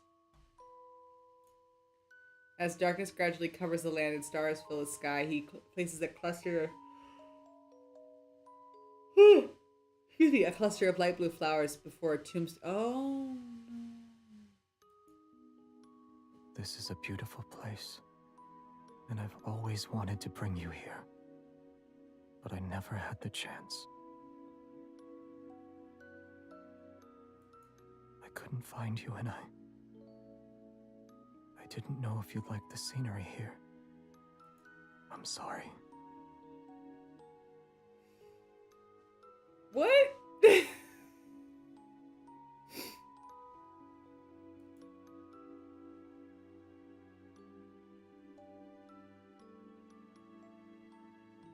Bullshit.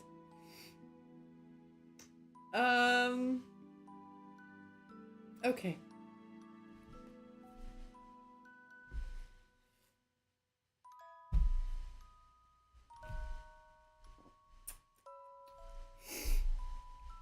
Okay. I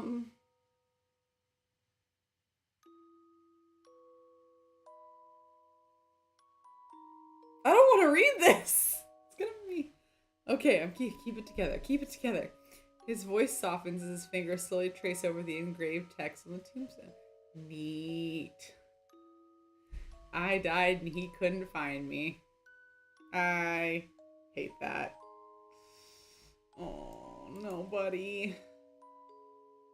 The first queen of Philos, her name shines quietly like the stars, everlasting, it shall never fade. I mean, it did, but...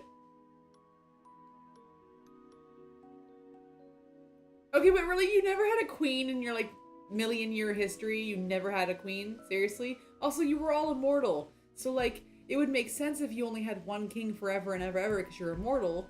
But also, like, it's clear that you didn't and you had a lineage and that that king died. So, A, not immortal, and B, you probably had multiple royalty, but never a queen? First one. Just, I got questions.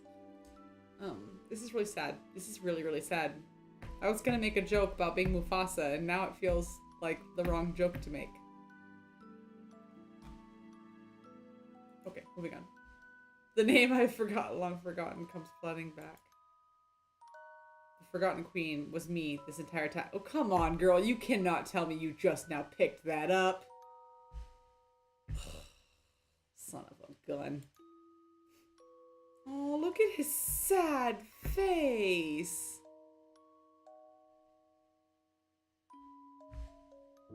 Oh, that made me teary. Well, now we're just gonna do this. We just gotta finish this shit.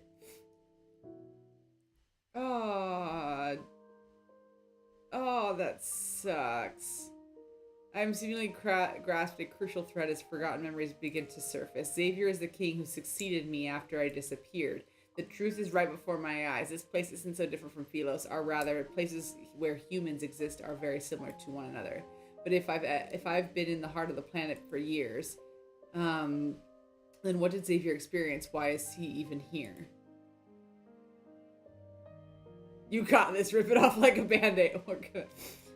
Woo! Tell me it doesn't. It gets. Are we gonna have another sad moment? Because I feel like this can only end in tears. Little by little, I pieced together the truth from the forgotten tombstone scattered across Cinderfell. The story continues. While I was gone, my knight traversed the starry sea. My knight put on a dust-covered crown.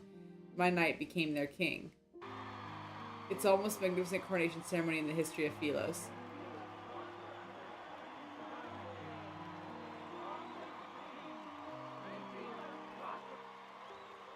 His decisions and achievements set echoes throughout the cosmos, and during the test of time, they had spread far and wide. The people gathered in the square, bathed in the sun's brilliant radiance. They danced to the rhythm of drums and wind instruments until midnight. Only when the radiant moon hung high, its light making the city walls the color of bones, did he finally leave the courtyard.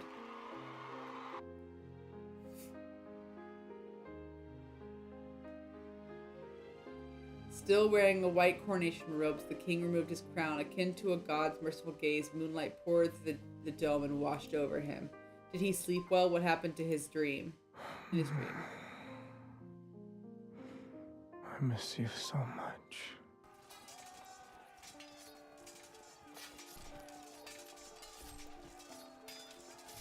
After that, my knight picked up his sword. Monsters and rebels fell one after another to his blade. A new world order was established. Following centuries of war and chaos, Philos was ushered in a dreamy golden age. I'm so confused. They adored and praised him. The ballad spoke of his wisdom and brilliance. All knights swore their loyalty to him. He was given the title Sentinel of the Stars.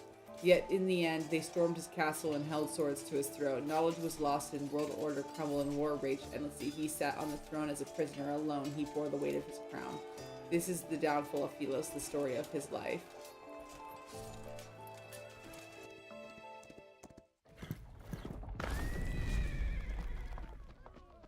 Horseshoes shatter the monastery gates for the 14th time, yet the acolytes still panic. What have you done to the river?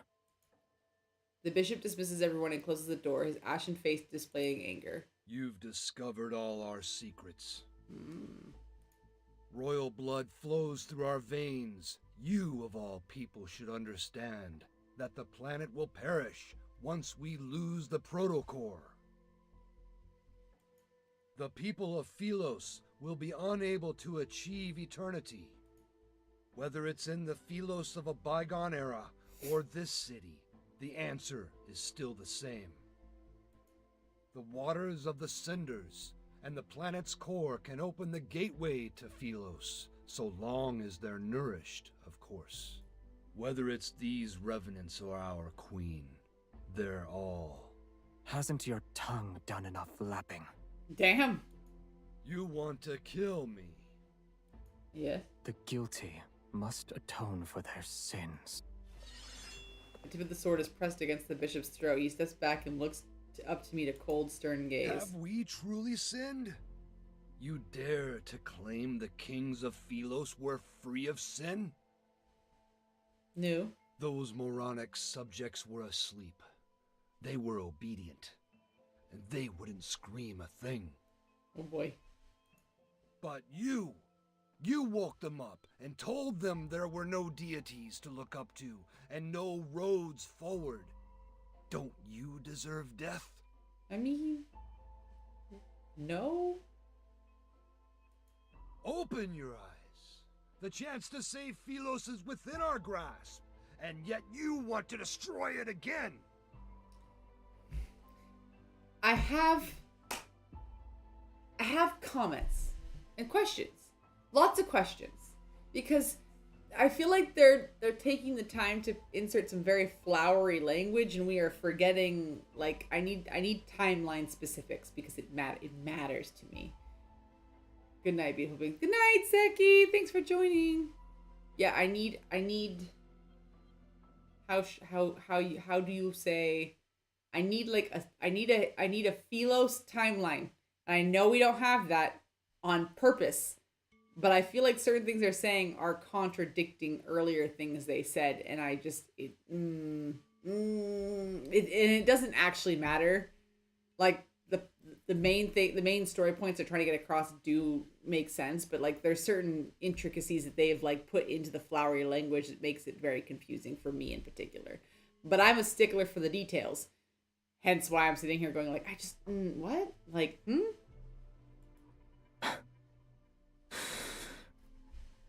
The planet can die. Let it all return to naught. A world that can only survive through sacrifice should have never existed in the first place. Solid methodology. I like it. You can't bear to see her die again. That queen you failed to protect. Her heart nourishes those poor revenants in the river, and it's our most precious sacrifice to the heart of the planet. If we throw her into the cinders before the last full moon, we can return to Philos once more. Somehow I don't think that's true, but okay. So many have already been sacrificed. She's been sacrificed once before. What's wrong with sacrificing her again? Because you forgot me the first time. I'm happy to do it a second time, but I require you remember me this time. You were the crown prince of Philos. I'll let you be the king. Something tells me we know who you are. Your tired rhetoric never changes. This time, we'll find out if it's your call or mine. Oh boy. The planet needs nourishment if it is to survive. Both you and her are suitable for that role. If you want her to live, you know the price you must pay.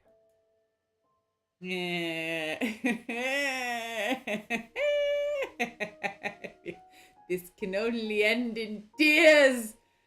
I feel like, are they both gonna die? They're probably both gonna die. Moonlight bathes the forest in a silver-gray hue. Some windows in the distant city remain brightly lit. This is the first time he stopped to listen to the Revenant song ever since this false world came into existence. Tears and depression, indeed. If there is a god out there, please hear my wish. May my death not be meaningless. No, sir. Should our prayers be answered, we willingly surrender our freedom to the false faith. Sir? Don't you be getting ideas. Night falls and the Revenant's hymns tremble with the rustling leaves. Moonlight appears dimmer compared to before. In the garden, the single wavy leaf sea lavender remains exposed under the moon. A lot of time has passed, yet the flower still hasn't bloomed. Yes. Is it because there's no light? He nods. Schwamp! It needs to be somewhere with light. Well, you have light powers. Work on that. Is your horse truly nameless? He thinks for a second, and his voice is certain this time. Shadowbind. Shadowbind? How oddly yin and yang for you, Mr. Lumiere. I only thought of it now. Less excited. With the new name, Shadowbind tosses his head and lays loudly. I try to stoke his mane. He nuzzles my palm this time. After our first horseback ride, he disappeared because he was tired. Do you want him to take you on another ride along the riverside? I accept his offer, and so we leave the castle. With Moonlight as our guide, Shadowbind brings us down the mountain. The castle and mountains disappear behind us. Wind races through our hair. The dry branches sweep past our ears. This is really pretty. Like, this is a very pretty view. This is gorgeous. Fireflies sparkle between blades of grass, and the frost-white mountains paths wind beneath us under the moon. Shackles, boundaries, cities, and fate itself are left behind in the rush of the wind.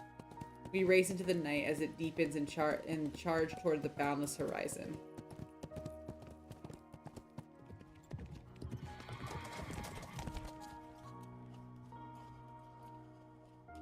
We pull Shadowbind's reins as the moon rises. We sit by the side of the field of flowers near the riverside.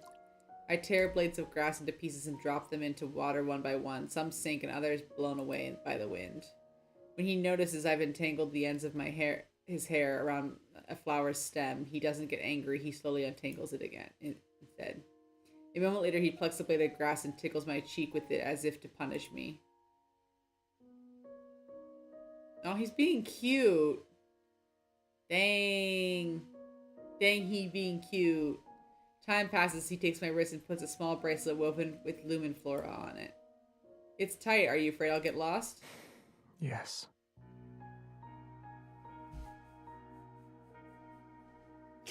That's so sad. Oh my god. Because it's so true. Like, he legitimately is scared she will get lost again. Oh, that sucks. Oh, owie, ow, ow, ow. The mountain wind is cold, the stream water and moonlight spread out to create a silvery gray glow that rests on his shoulders. I'm sorry, yawn again. So many yawns. I too just want to hug him. This is, without spoiling, like, this is giving me Sandman Season 2 vibes. That's it. My eyes are half closed, and when I rest on my head on his lap, it's so comfortable that I almost fall asleep. Who were you planning to give that flower to? You. Aww. I froze for a second. I hadn't told him my memories were coming back, but a thought started to form. Maybe Xavier had known who I was all along. Oh, he does. But I didn't know why he kept it from me or what he'd really been through after I left. The past was like those rusted swords hidden in the flowers, left behind and forgotten. I remember the sword he once wielded was reminiscent of Moonlight. It's just like him. Do you know how to use a certain kind of sword, Xavier? Why do you ask? Oh, we're gonna duel. We're gonna duel. Oh, because we're gonna duel like we did in the last thing. Oh my god. I grab 2 rusty swords from the grass and toss one to him. It's nothing. I realize we haven't sparred once.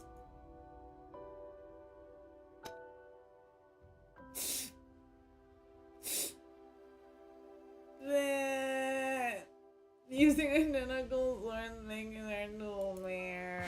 Alright. Alright.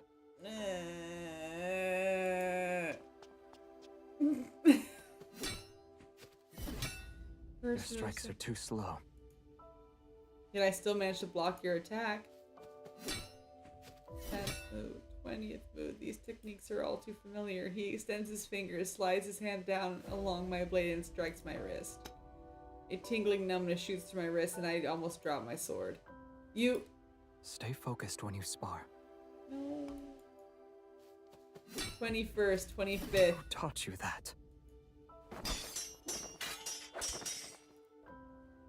He's distracted. His sword spins through the air after being knocked away. I press the advantage and rush forward. I ram my shoulder into him. Grass scatters and Firefly swirls around into a chaotic spiral of lights as he stumps. Unexpected, he falls onto the flower bed. The tip of my sword pierces the soil near his face. The duel ends with me as the victor. I suppose the prophecy was correct, Xavier. I am truly destined to defeat you. A deal is a deal. The city is now under my control. Instead of struggling, he calmly tilts his head to the side and places his palm over my sword hand. I remember you saying you'd stand by my side. If that's the case, then our swords should be pointing in the same direction.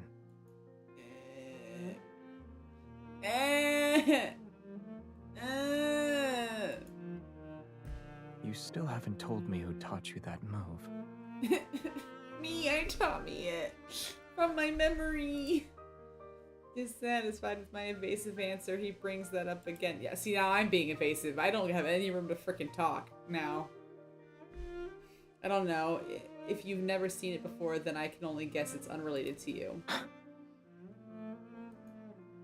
He raises his hand and his fingertips almost touch the blade. He turns his wrist. Before I can react, he flips our position, holding my wrist. He pins me. Sir! My God. Dark Horse Jesse McCartney strikes again. Xavier, our duel already ended. You didn't say we should stop, so it wasn't over yet. Did I do? I said I was the victor. That tells me that implies that it is over.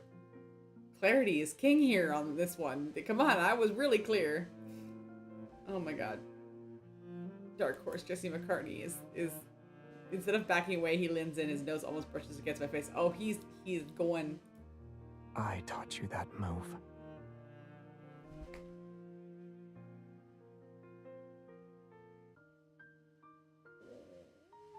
I'm embarrassed. He said our swords should be pointing in the same direction. So now you see, now knowing the other myth makes this so much more better. Yeah, I do. Oh boy, do I.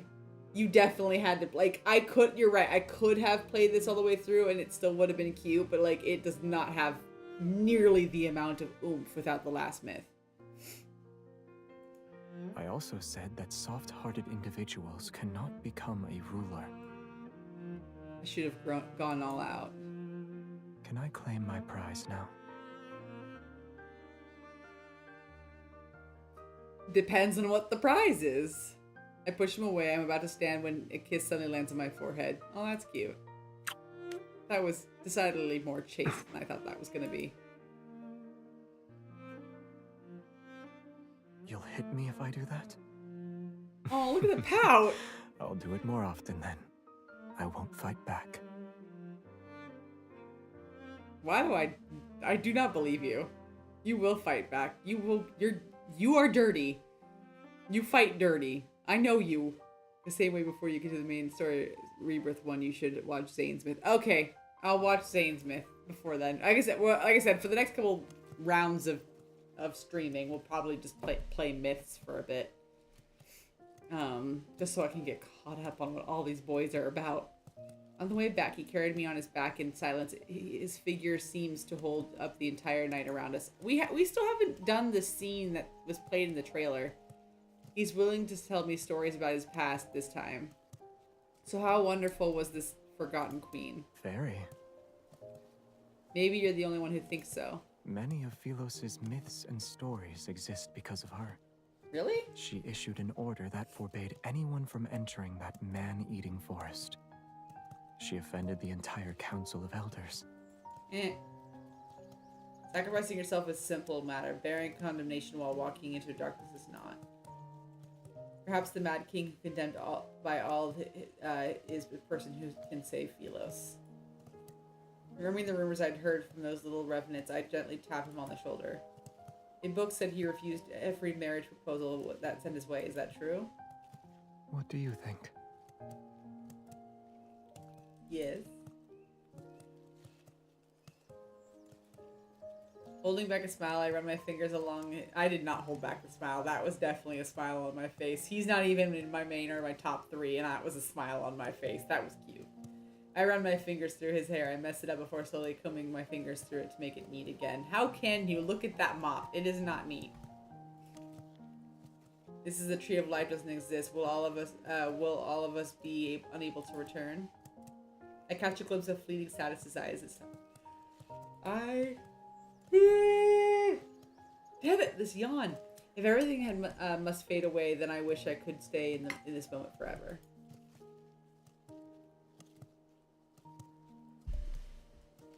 Ooh, we're inside now. I return to my room after walking through the moonlit corridor. The firelight gradually dims and the last embers casting a gentle glow on the peaceful expression. He leans down and kisses my forehead once more. Boop. Don't overthink it. Rest. You'll feel better soon enough. Somehow I doubt that. And when you open your eyes, you might realize this was all just a dream. Somehow, I doubt that. I at least feel heavy as lead. I'm sleepy, yet why isn't Xavier going to bed? Because he's gonna go sacrifice himself. He is. Has he ever felt exhaustion before? Good night. I'll see you tomorrow. Yes. We'll see each other tomorrow. Something tells me that's not true.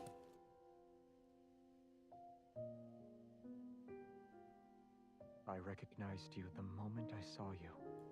When you return to Philos and see I'm not there, will you be angry that I deceived you again? Yes, I will. Decidedly be very angry. There's a spaceship docked at the northern edge of Starfall Forest. It should still be working. Coordinates have already been inputted into the navigation system.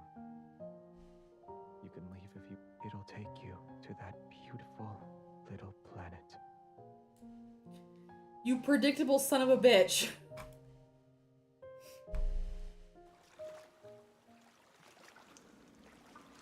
When I wake up again, I feel a boat swaying beneath me. I'm alone.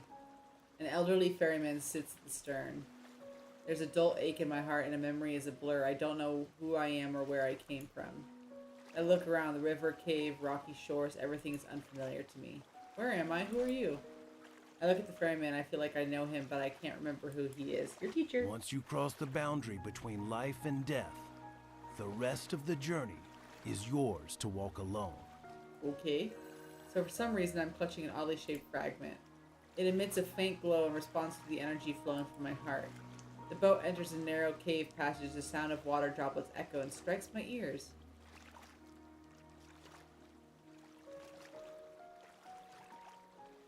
Yeah, I love it when men take it upon themselves to do things and make decisions knowing full well we'd be pissed. Like, y'all living all these lives, they never learn. They really don't. All the boys in this game, I'm like, you do realize, like, I saved you and you get to live on and I feel so noble. And I'm like, you do realize I am coming in after you and I'm going to make your death a living hell forever thinking for a second to sacrifice yourself. Like, absolutely not. That will not fly. Not in this house. You do not get a peaceful death. You get me railing against it going, gonna punch you to the next death, next eternity, and then we can have a discussion. Before long, the boat gently runs around. It rests at the shore before a lazy halo of light. Everything is immersed in this soft, gentle radiance. Motionless, I stand where I am. I cannot suppress the feeling that behind the light lies an invisible force that's drawing me in. The faint sound of the wind approaches from the distance, and it's coming from the entrance to the another world. Okay, hold on. How did I wind up in the boat? I have questions. I was falling asleep in my room. How did I get here? Respond with questions, right? When my palm touches that light, a blinding radiance surges like a tide to engulf me. Aw, look at that tree. That's pretty. When I open my eyes again, I find myself in an unknown place. There is no sky above and no earth under me. The world floats in a sea of consciousness. The air is moist and seemingly flowing with life. I can almost believe I'm positioned at the end of a circulatory system that's making its way back around. What is that? Countless fine veins of light extend from the main trunk, their rhythmic flow resembling the breathing of a large organism. It's a beautiful, enormous tree. Go a little further ahead, and you can return to where everything began. Who are you? Our fates are similar, and yet they are different. That makes no sense. I sensed your presence when you entered the heart of the planet. The heart of the planet. I feel like I know that place very well. You must be feeling very confused right now. Yes! Wherever there is light, the shadow must follow, and together they'll coexist. Likewise, Cindersfell is the shadow of Philos.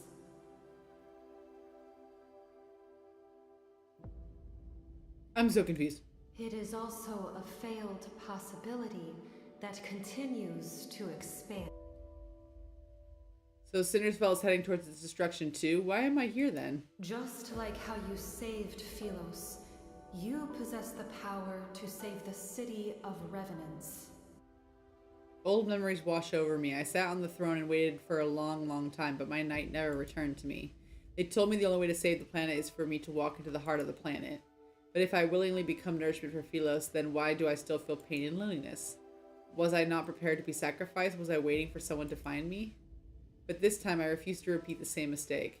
I refuse to be Philos' salvation, and I refuse to be everyone's hope. The Chosen One is nothing more than a tool for selfish people who want to keep their immortality. Be it in Philos or the City of Ruins, that's all the same. You are correct. Philos' destruction cannot be prevented. There was once a king. When he was still a knight, he reached the same conclusion. To truly save those trapped in eternity, one must return to the correct divergence point and create new possibilities. The current Cindersfell is but a false branch. It's a tributary destined to run dry. Wow, this is deep. Okay. Are you talking about going back in time? When is the correct divergence point? That's the soft side. The two of you chose different methods to save the planet. Neither was right nor wrong. But salvation should never be achieved through sacrifice. The path of backtracking is dangerous. Success is far from guaranteed. I saw that capital B in backtracking. Yeah, but it was definitely an intro overload. Yeah, this is... Remember him bidding me farewell in an empty palace. His lonely figure walked away from the royal court. From that moment, the two of us and the planet we inhabited created different tributaries of fate. Aha. The ether core within you shares the same origin as this planet. Its power is from the depths of the cosmos. The protocore will mend the fractures in this world and allow that eternal city to become a reality. Before its power is depleted, it can grant you one last... You can return to the divergence point he created, or remain in this false Philos. Everything is in your hands this time. However, I must warn you, if you choose to return to the past, this world will immediately collapse. Philos' fate might find a new hope, or it will march toward irreversible destruction once more. Even you shall become an unknown variable. We are like just playing up the Loki series. Anyone watch the Marvel Loki series? Yep, this is it. We are Divergence. If it was... Have you decided? Apparently I have. I actually have it. I was sitting there like, oh, if they're gonna give me a choice, I'm gonna sit here and think about it. They don't. I would like to go back. Clearly, I want to go back. In a balanced passage of time, eternity is nothing but stagnation, and existing in such a state is meaningless. That is true. More importantly, Xavier shouldn't be trapped in that darkness.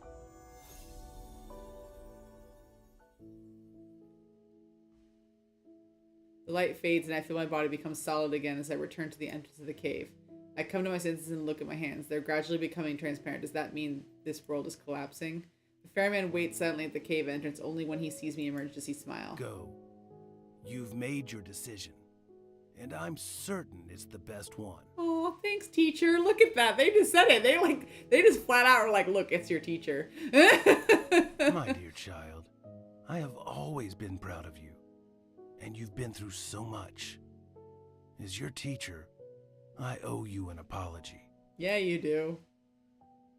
I stare at the old man's familiar face, yet I can't remember who he is. He's your teacher. Oh my god, MC.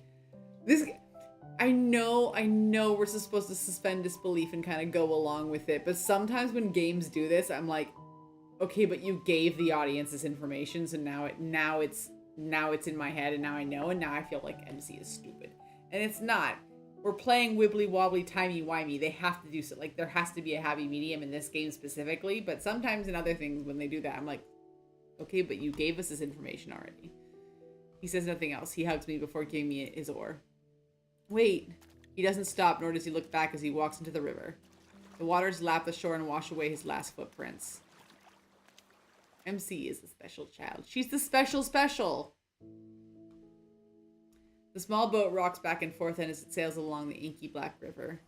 Acting as my guide, the glowing orb of light that was hanging from the bow vanishes once the boat docks. Shadowbind anxiously paces back and forth along the riverside. He calls to me when he spots me. Are you going to take me to him? Take me to him. Shadowbind stomps his hose before galloping off with me on his back. We're heading to Cinderfell. In these final moments, I must be by his side. No matter what happens, we'll stand together.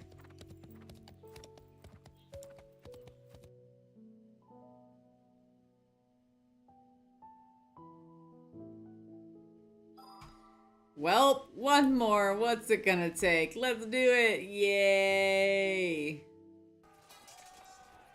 Oh look, battles. Wind sweeps across the wasteland. The sky is drenched in blood-red light. In the distance, battle standards lie in the mud. Revenant knights stagger between mountains and corpses. No one knows when the horns of war sounded. On this night, soaked in unnaturally bright moonlight, the Revenants are reminded of the great battle that destroyed Philos. The king who destroyed Philos is a sinner who destroyed eternity. You decided to face me alone. You know. Shall we make a bet? Let's see if these people you're trying to save, in spite of your tainted reputation, believe in you or me. Suck it. O survivors of Philos, your former king has rendered your sacrifices meaningless! Hordes of Revenants walk. They drag their stumbling feet as they approach the city walls step by step. Broken arrows and spears lie scattered on the ground. Meanwhile, he's encircled by thousands of Revenants. Countless spears are thrust towards him. Countless blades slash him. The Revenants have been consumed by their hatred and despair for too long. They need a living sacrifice to pay the debt they owe to the dead. Pay your debt.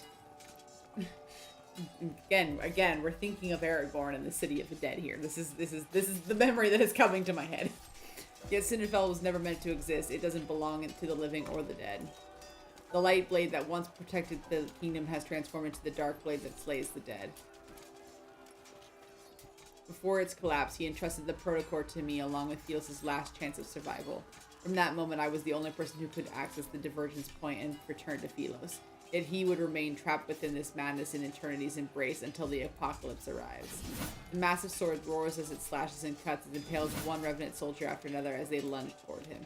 However, the Revenants slowly realize the blade that once struck fear into them can no longer reduce them to ashes. Silence lasts for a moment, then they erupt into a frenzy. That sword is no longer the arbiter of death. They cannot be destroyed. There's no need to be afraid. Damn! They celebrate, they howl, they surge like a wave towards the lone figure who stands with a sword. Xavier! This is where I go. Jesse McCartney! He turns his head, his gaze passing the flames and smoke of battle. When we make eye contact, surprise appears in his face. You thought. How did you? Because I am the special. That's how. Why did you think I'd go somewhere without you? A spur Shadowbind through the Revenant horde. Without any hesitation, I charged toward him. As our paths intersect, I lean down and grasp his wrist. I pull him up behind me in one swift motion. Oh, we're holding hands. That gets a photo. In the one holding hands, our powers resonate. Light swiftly coalesces and forms into a blade. Streams of light wind along the back of the blade. Power surging boils between our palms. Before the Revenants can lunge toward us, I grab his hand. Together we raise the sword once more. The two swords of the stars are always meant to point in the same direction. Now you two remember, you can die together. Philos doesn't need traitors. May you have an audience with eternity.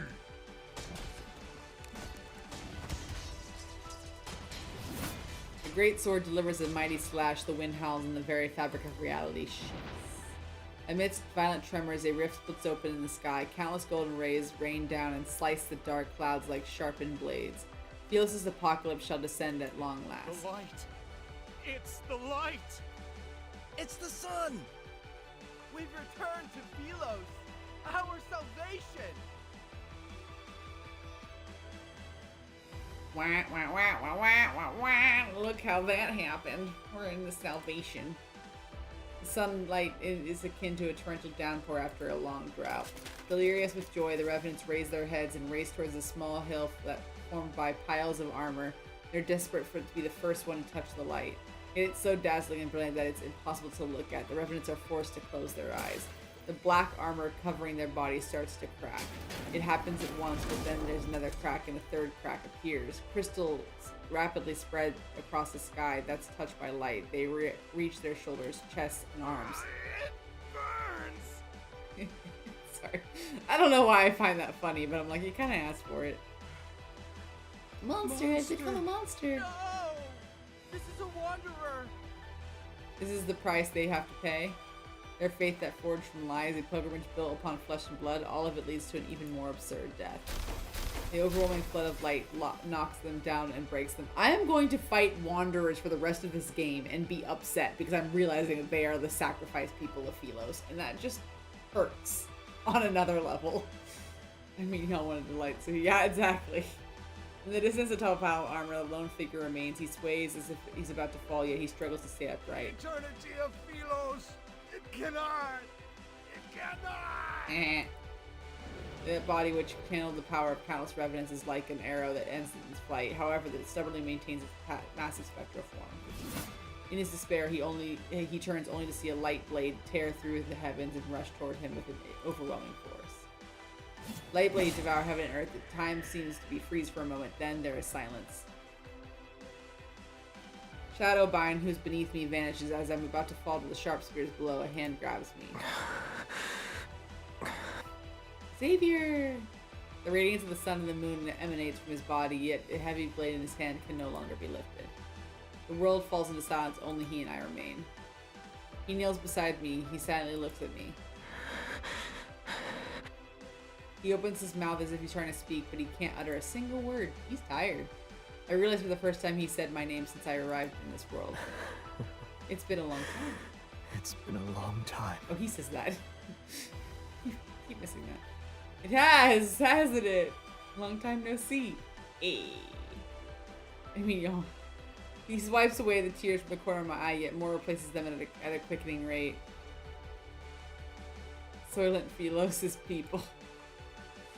I know! Soylent Phelos is people. Yep. Yeah. Yeah. I'm just learning this and it's icky sticky. I don't understand how he can laugh while saying those words. The most important person in my life left me for a faraway place. I thought he would never return. The days we spent apart grew longer than the days we stood side by side. Wow. Immortality or not? Like, they're not really immortal, but they live really damn long lives. Was this your choice? You've done it again, love and grief space. Yep. They have. Ooh, love and grief space. I shake my head, then I nod. He doesn't actually know my decision. Good. The choice you made must be the best one. Why does everyone keep saying that? No, it's not. I have made many mistakes in my life. You are putting undue pressure on me. Moon and floral petals mingle with ashes and float into a sky dyed by twilight. Our story is coming to an end. We're going to die. We both died in this one. Yay! In the last one, it was just me. Oh, here we go.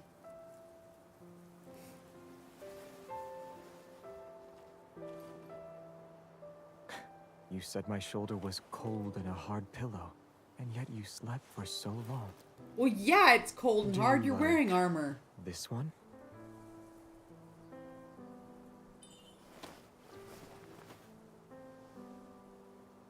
Yeah, I wouldn't want to sleep on that. FYI. You have a unique way of showing affection.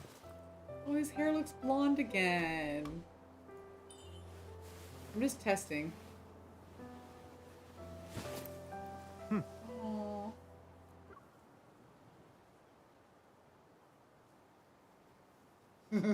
Sorry. My brain went to a bad place. Long pointy object, beat object with an insert point. Anyway, moving on. The blonde because his son is back. Lord, sorry. Oh, I am a pervert. Moving on. Maybe we don't insert the flower in, or the sword into the flower.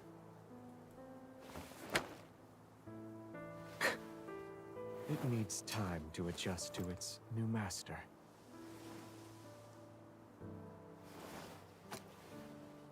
Oh, you It managed to strike the crown, has good durability, and is good as a sword. It's a wooden sword. It's a wooden sword, but storm is past. I missed that. I'm getting sad.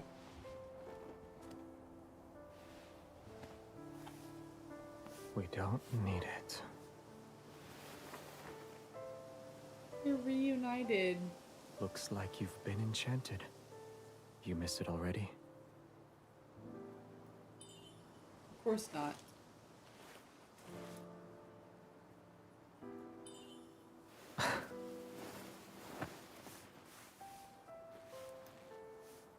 My hand would look weird if it's not holding a sword. But now, you gave me the best answer.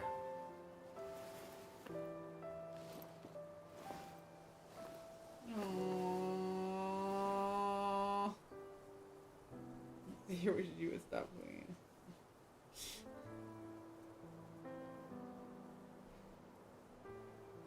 Oh, that was way cuter to miss the cue. It looks like a little bird. Sunlight and flowers are too peaceful. We could use a lively friend. If you only have a bird, it might fly away.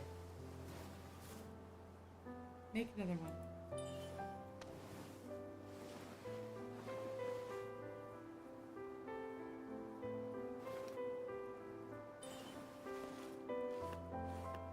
Oh, the birds are kissing. We're kissing now. Once they're used to caring for each other, they'll never be apart. Yeah, birds. A lot of bird species mate for life, and that's it. And it's very upsetting. Aww. Look how sweet. They got reunited. Aww. Aww.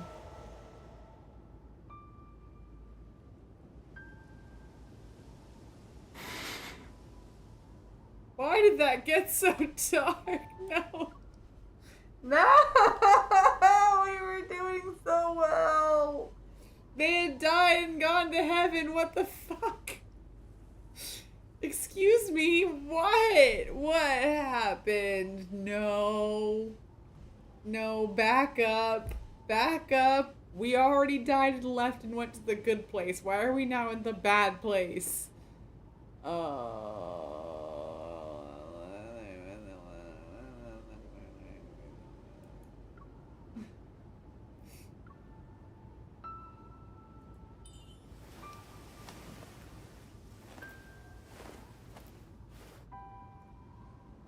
Why did they wither? They were fine a second ago.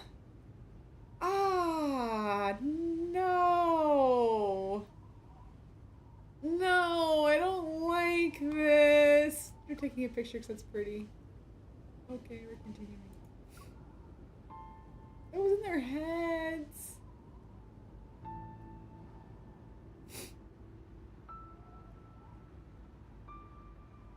Oh, this is rough. Your face is cold. The sun is coming out. We won't be cold for much longer.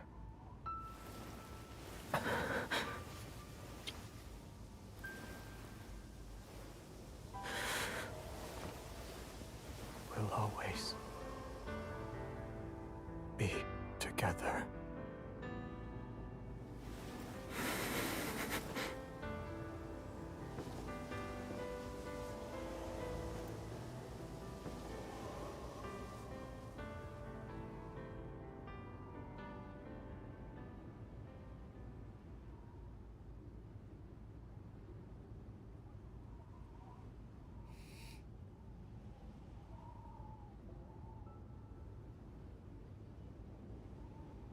I can't. You don't get. Why do they? You can't continue that.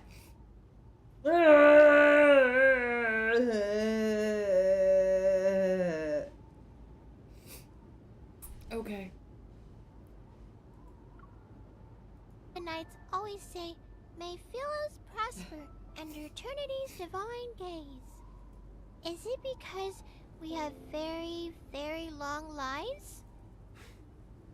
In Philos' oldest historical records, eternity doesn't refer to one's lifespan, but rather the stories of humanity. These tales are told by both the living and the dead. The living gather the embers left by those who have passed away. The footsteps of the dead echo in the dust. Their stories shall be recited by poets and told by travelers around a campfire. When their names are spoken once more, only then will their unfulfilled ambitions, unexpressed love, and unsolved mysteries transform into stories that are passed down for generations. And to endure the test of time can be seen as a divine miracle. Eternity has always been about stories that can immortalize humanity's joys and sorrows.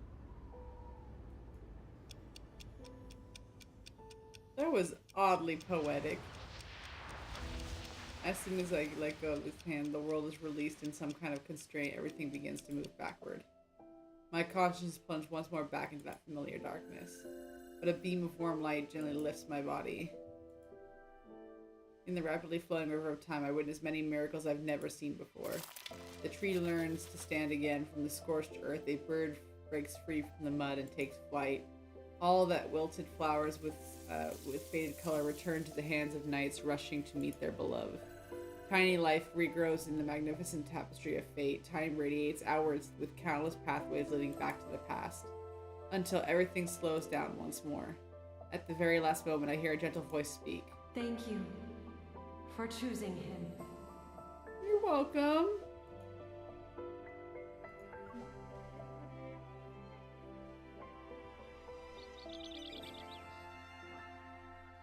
Royal Capital Lawn, Spring. I disagree. This is the rose garden from the last event where I got married like 3 times over. Outside the castle, the sky is clear and the air is crisp. The surrounding landscape sits in silence. The skylark's song drifts down from above. This day is no different from yesterday, just like countless other days that have slipped away in Philos. The small boy kneels among the wildflowers. He struggles with a sword that's taller than himself. You had a selection of weapons presented before you. Why did you choose the sword? It suits me. Oh no! That's so cute. The tree voice was his mom. Oh yeah, because this is fucking Atlantis, and his mom sacrificed herself to the. I see you, Milo Thatch. Well, not Milo. You're Kita. He's Kita. So now Jesse McCartney is Kita. We gotta pair every single one of these love interests to a Disney princess or queen, and Jesse McCartney is Kita officially. Dr. Elsa is Dr. Elsa for reasons. Firefish is obviously Ariel. I don't know who Caleb and Silas would be. Put that in chat. Who do you think Caleb and Silas would be Disney princesses? I feel like Caleb is Snow White obligatory because of Apple references, but he did die and come back to life. There just was no kiss to do it. So I could go with Snow White. He might be Snow White. Now what Silas? I had to think about Silas. Throughout all his training, he showed a strong aptitude for swordsmanship. It's as if he was born with those nimble, graceful techniques already ingrained to his heart. In less than a month, he surpasses the older students who are training for a year. They say that once a knight takes the sword, they must shoulder the responsibility of protecting Philos. She slightly bends down and looks into the child's somewhat bewildered eyes. He smiles with a stroke his white, wind-tousled hair. Is that the kind of person you want to be? He follows his mother's gaze towards the corridor. It's lined with shining golden portals of past Philosian kings. Should I? Predetermined answers aren't what makes us human. It's about embarking on a journey to find answers, even when you already know them. Even I don't know what kind of person you should become. Where can I find that answer? This is so cute. She holds his hand for a moment, then she lets go and leans down to straighten his wind-ruffled collar. Go to the paths you've walked, the people you've met, and the very depths of your heart. The farther you travel on your journey, the closer you are to that answer. The young boy nods. He sort of understands. When that time comes, will I know why I'm supposed to wield a sword? Yes. However, a sword is still a weapon. It can and will harm others. Knights wield swords for their king, and kings wield swords for their country. You shall have peace in your heart only when you wield your sword for the choices you've made of your own free will. Aww, that's actually pretty nice. Pretty good sentiment. Outskirts, summer. A field trip to a nearby star system? Who came up with that excuse? He did. I did. All of us did. I don't sense a hint of remorse from any of you. Face the wall and reflect on your actions. I also bet his mom is stunning. Just that outline was stunning, so I'm like, I kind of want to see. Xavier, come here. Yes, sir. Was Traceback 1 your idea? Oh, absolutely. Here. Yes. The backtrackers and the secret base under the library were also your doing. Yes. I must have committed terrible sins in my past life.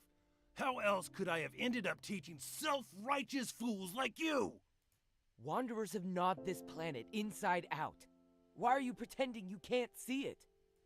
It's not your turn yet. Oh, Isaiah. Shut your mouth. Oh, Isaiah. Stubborn old fool. A kingdom will not capitulate to anyone, not even its crown prince. You will be abandoned by the royal family the moment you turn your back on them. Have you truly thought this through? I know what I need to do.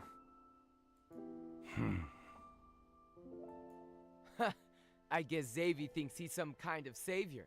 You're only making these grand statements because you were born with wealth. This has nothing to do with you. You're jealous he's the crown prince while you're nothing but a forgotten hooligan from a branch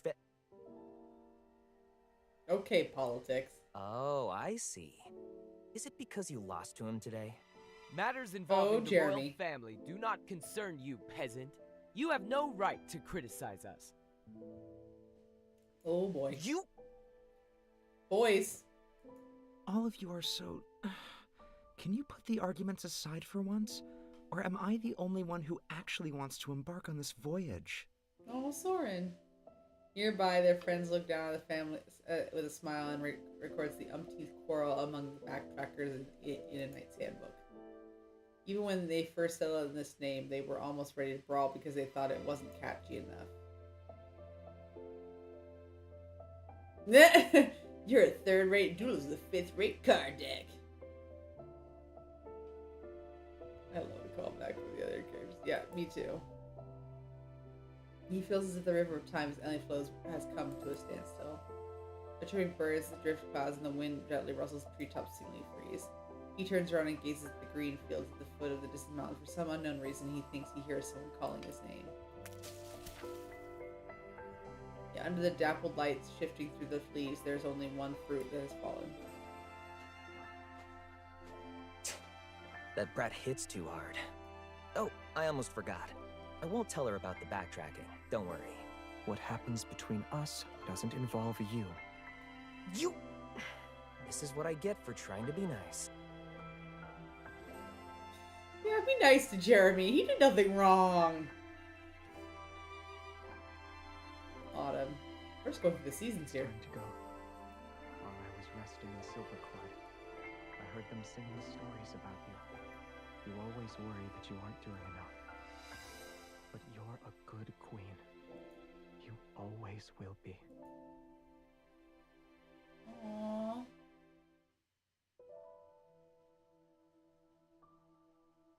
Philos. Traceback 2 is preparing for launch. We'll be traveling to a universe that remains unknown to us. Stars sweep past the windows one by one. During a long voyage, most interstellar travelers choose to enter sleep-in pods, only one does not. Although there are countless moments of lightning streaking across stardust, he sits alone in the cockpit. His thoughts are indiscernible. When passing a beautiful A-star cluster, he doesn't look back. When passing a star with that's about to be born, he doesn't look back. Oh, Alpha Star. When passing the floating, faintly glowing dust in the cosmos, he still doesn't look back. The spacecraft finally passes through the long, seemingly empty space tunnel that's akin to a river that flows forever. It carries him to an unknown destination. To me! Again! But in the universe where time still has an end, he must have gone to where I am. And this is when Xavier comes to it. Yep, and he's the tunnel vision on getting to us. Oh my god, this. Ooh, what's that?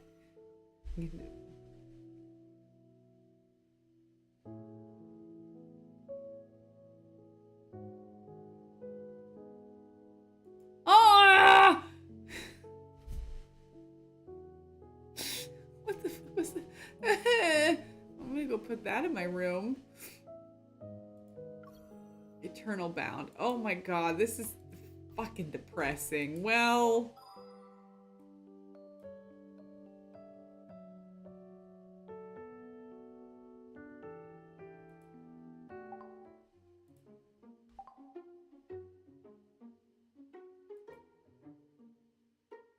Excuse me. Excuse me.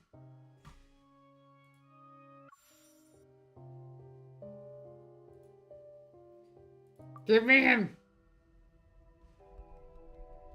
Thank you. We have a thing to do. Un momento, por favor. I can't do this without it being full screen. Sorry. Sorry. Or it won't let me do it. It just wants to stay white. No. Thank you. I want my wall thing.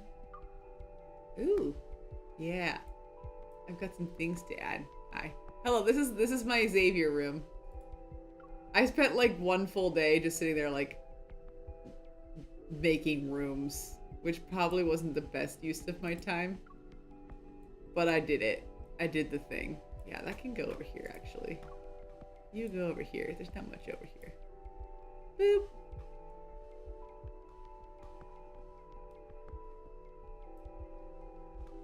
There we go. Now, exhibit. Yeah, I want that. Oh, that's so sad. It goes on a shelf. I don't have enough shelves. I need a shelf. 1 second. Whoa! I need a shelf.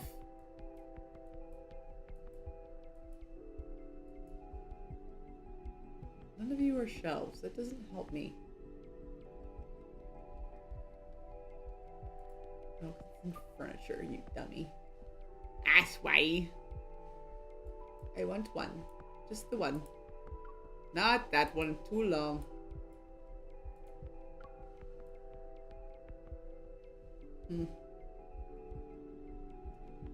Huh.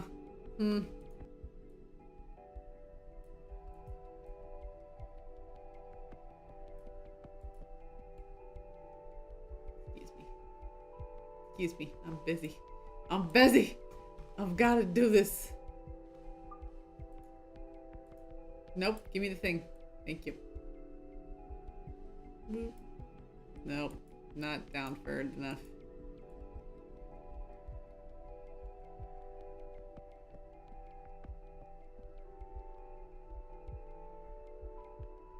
Okay, it can go there.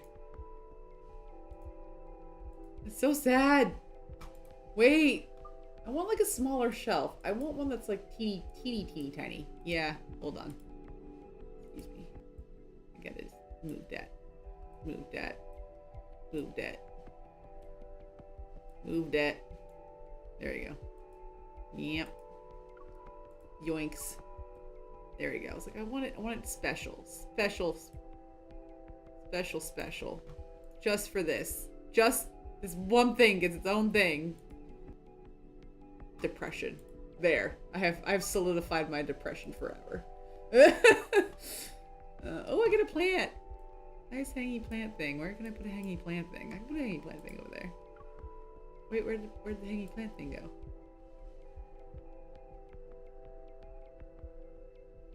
Where'd it go? Where'd it go? I feel like it's saying it. Oh, no. Whoops. It goes on the thing. I don't want it on the thing. I'm a dummy. I'm a dummy. Okay. There we go. I feel better now.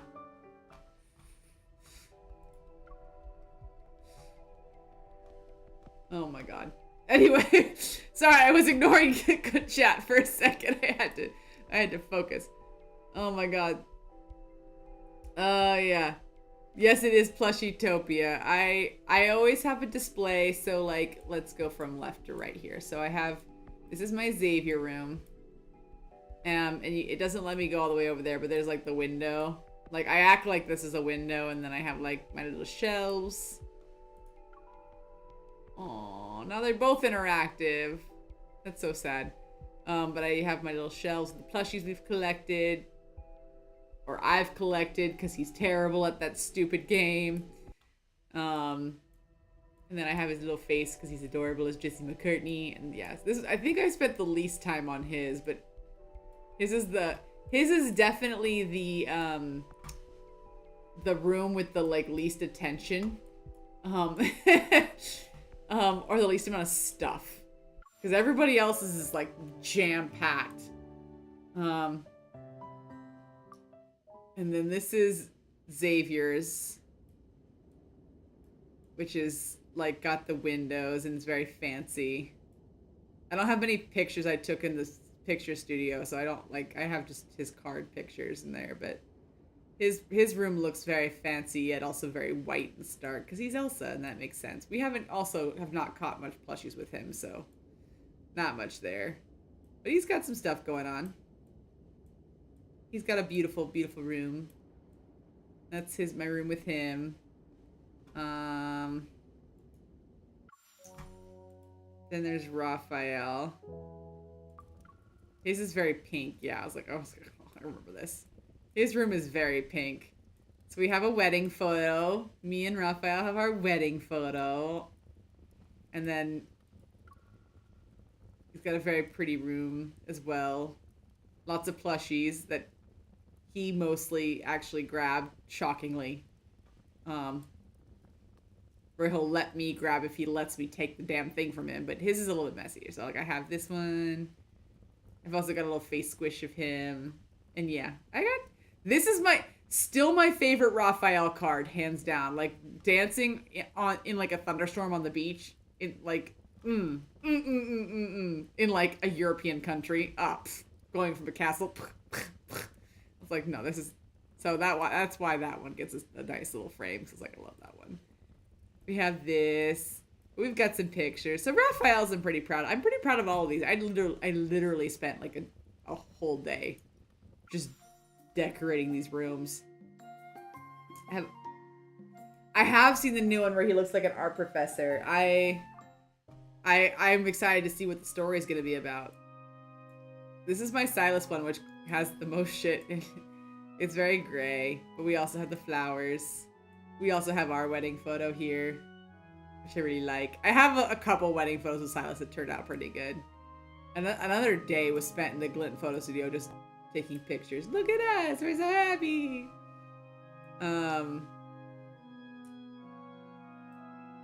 But I like, see, I want this kind of music for all the rooms where it's like the creepy organ music. I'm like, no, I love that. You can't see it, but all of our plushies are up there, and I have a lot of plushies with him because he actually is good at the game, so I play with Silas a lot. Oh yeah, there's more plushies. You will notice that nowhere on these shelves is a Mephisto plushie, and that's because he fucking ruined it when I said, Silas, take the wheel, and he failed and did not give me Mephisto, and I am still mad at him, so notice he is not anywhere here. But I do have like the little special blue octopus and the black sheep, so. But also a good wedding photo. Okay. And now we're gonna do the last one because why not? We did it. And then there's Caleb. Caleb's is like the most like kiddie room. I feel like it's very collegey.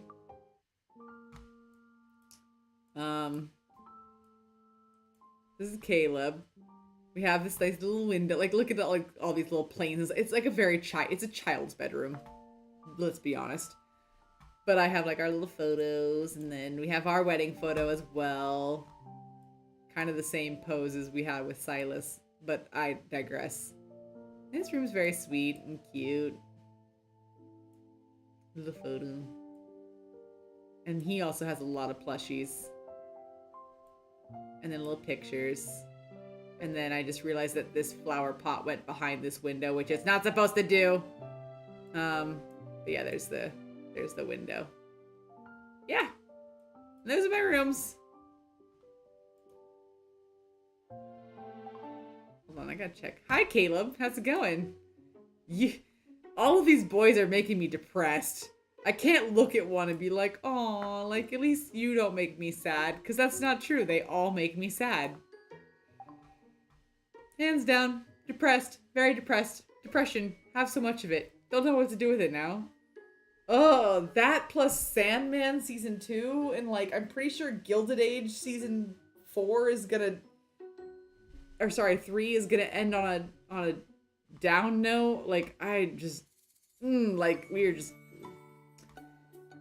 Have you cried enough tears lately? Oh, that's what I want to do. I want to go. Last things for the night is I want to go see if I can find the. Yeah, I get more. But you got saved. But you got saved by it in the bit. I did in bits. Yeah, I did like taking it in bits. That was good. I don't know if it would have hit harder playing it in one shot. I actually don't think so, because I think when I get invested and I could take a break and come back and I will still be almost as equally invested. I think what actually softened the blow of that myth for me was that I had just gotten done watching Sandman season 2, and like that one destroyed me. And it's very similar vibes, and I won't get into why it's very similar vibes, but I will say that like I kind of felt like I had already cried about it. was the feeling I had in the moment where I was like, I feel like I've already cried this out. I've already had this cry. Oh, the grumpy crow is in there. Yes. Wait, that was the 3-prong. Yeah, the 3-prong. But yeah, so that's why it feels like it didn't quite hit as hard, was because like I've already cried about this whole about this kind of storyline. It's like I don't. It involves aiming and gambling. Hold on, I'm literally just clicking through Let's just to see see how if well the you crow do is in today. there. I want to see if the crow is in there so I can get mad about it. It's not. Well, anyway.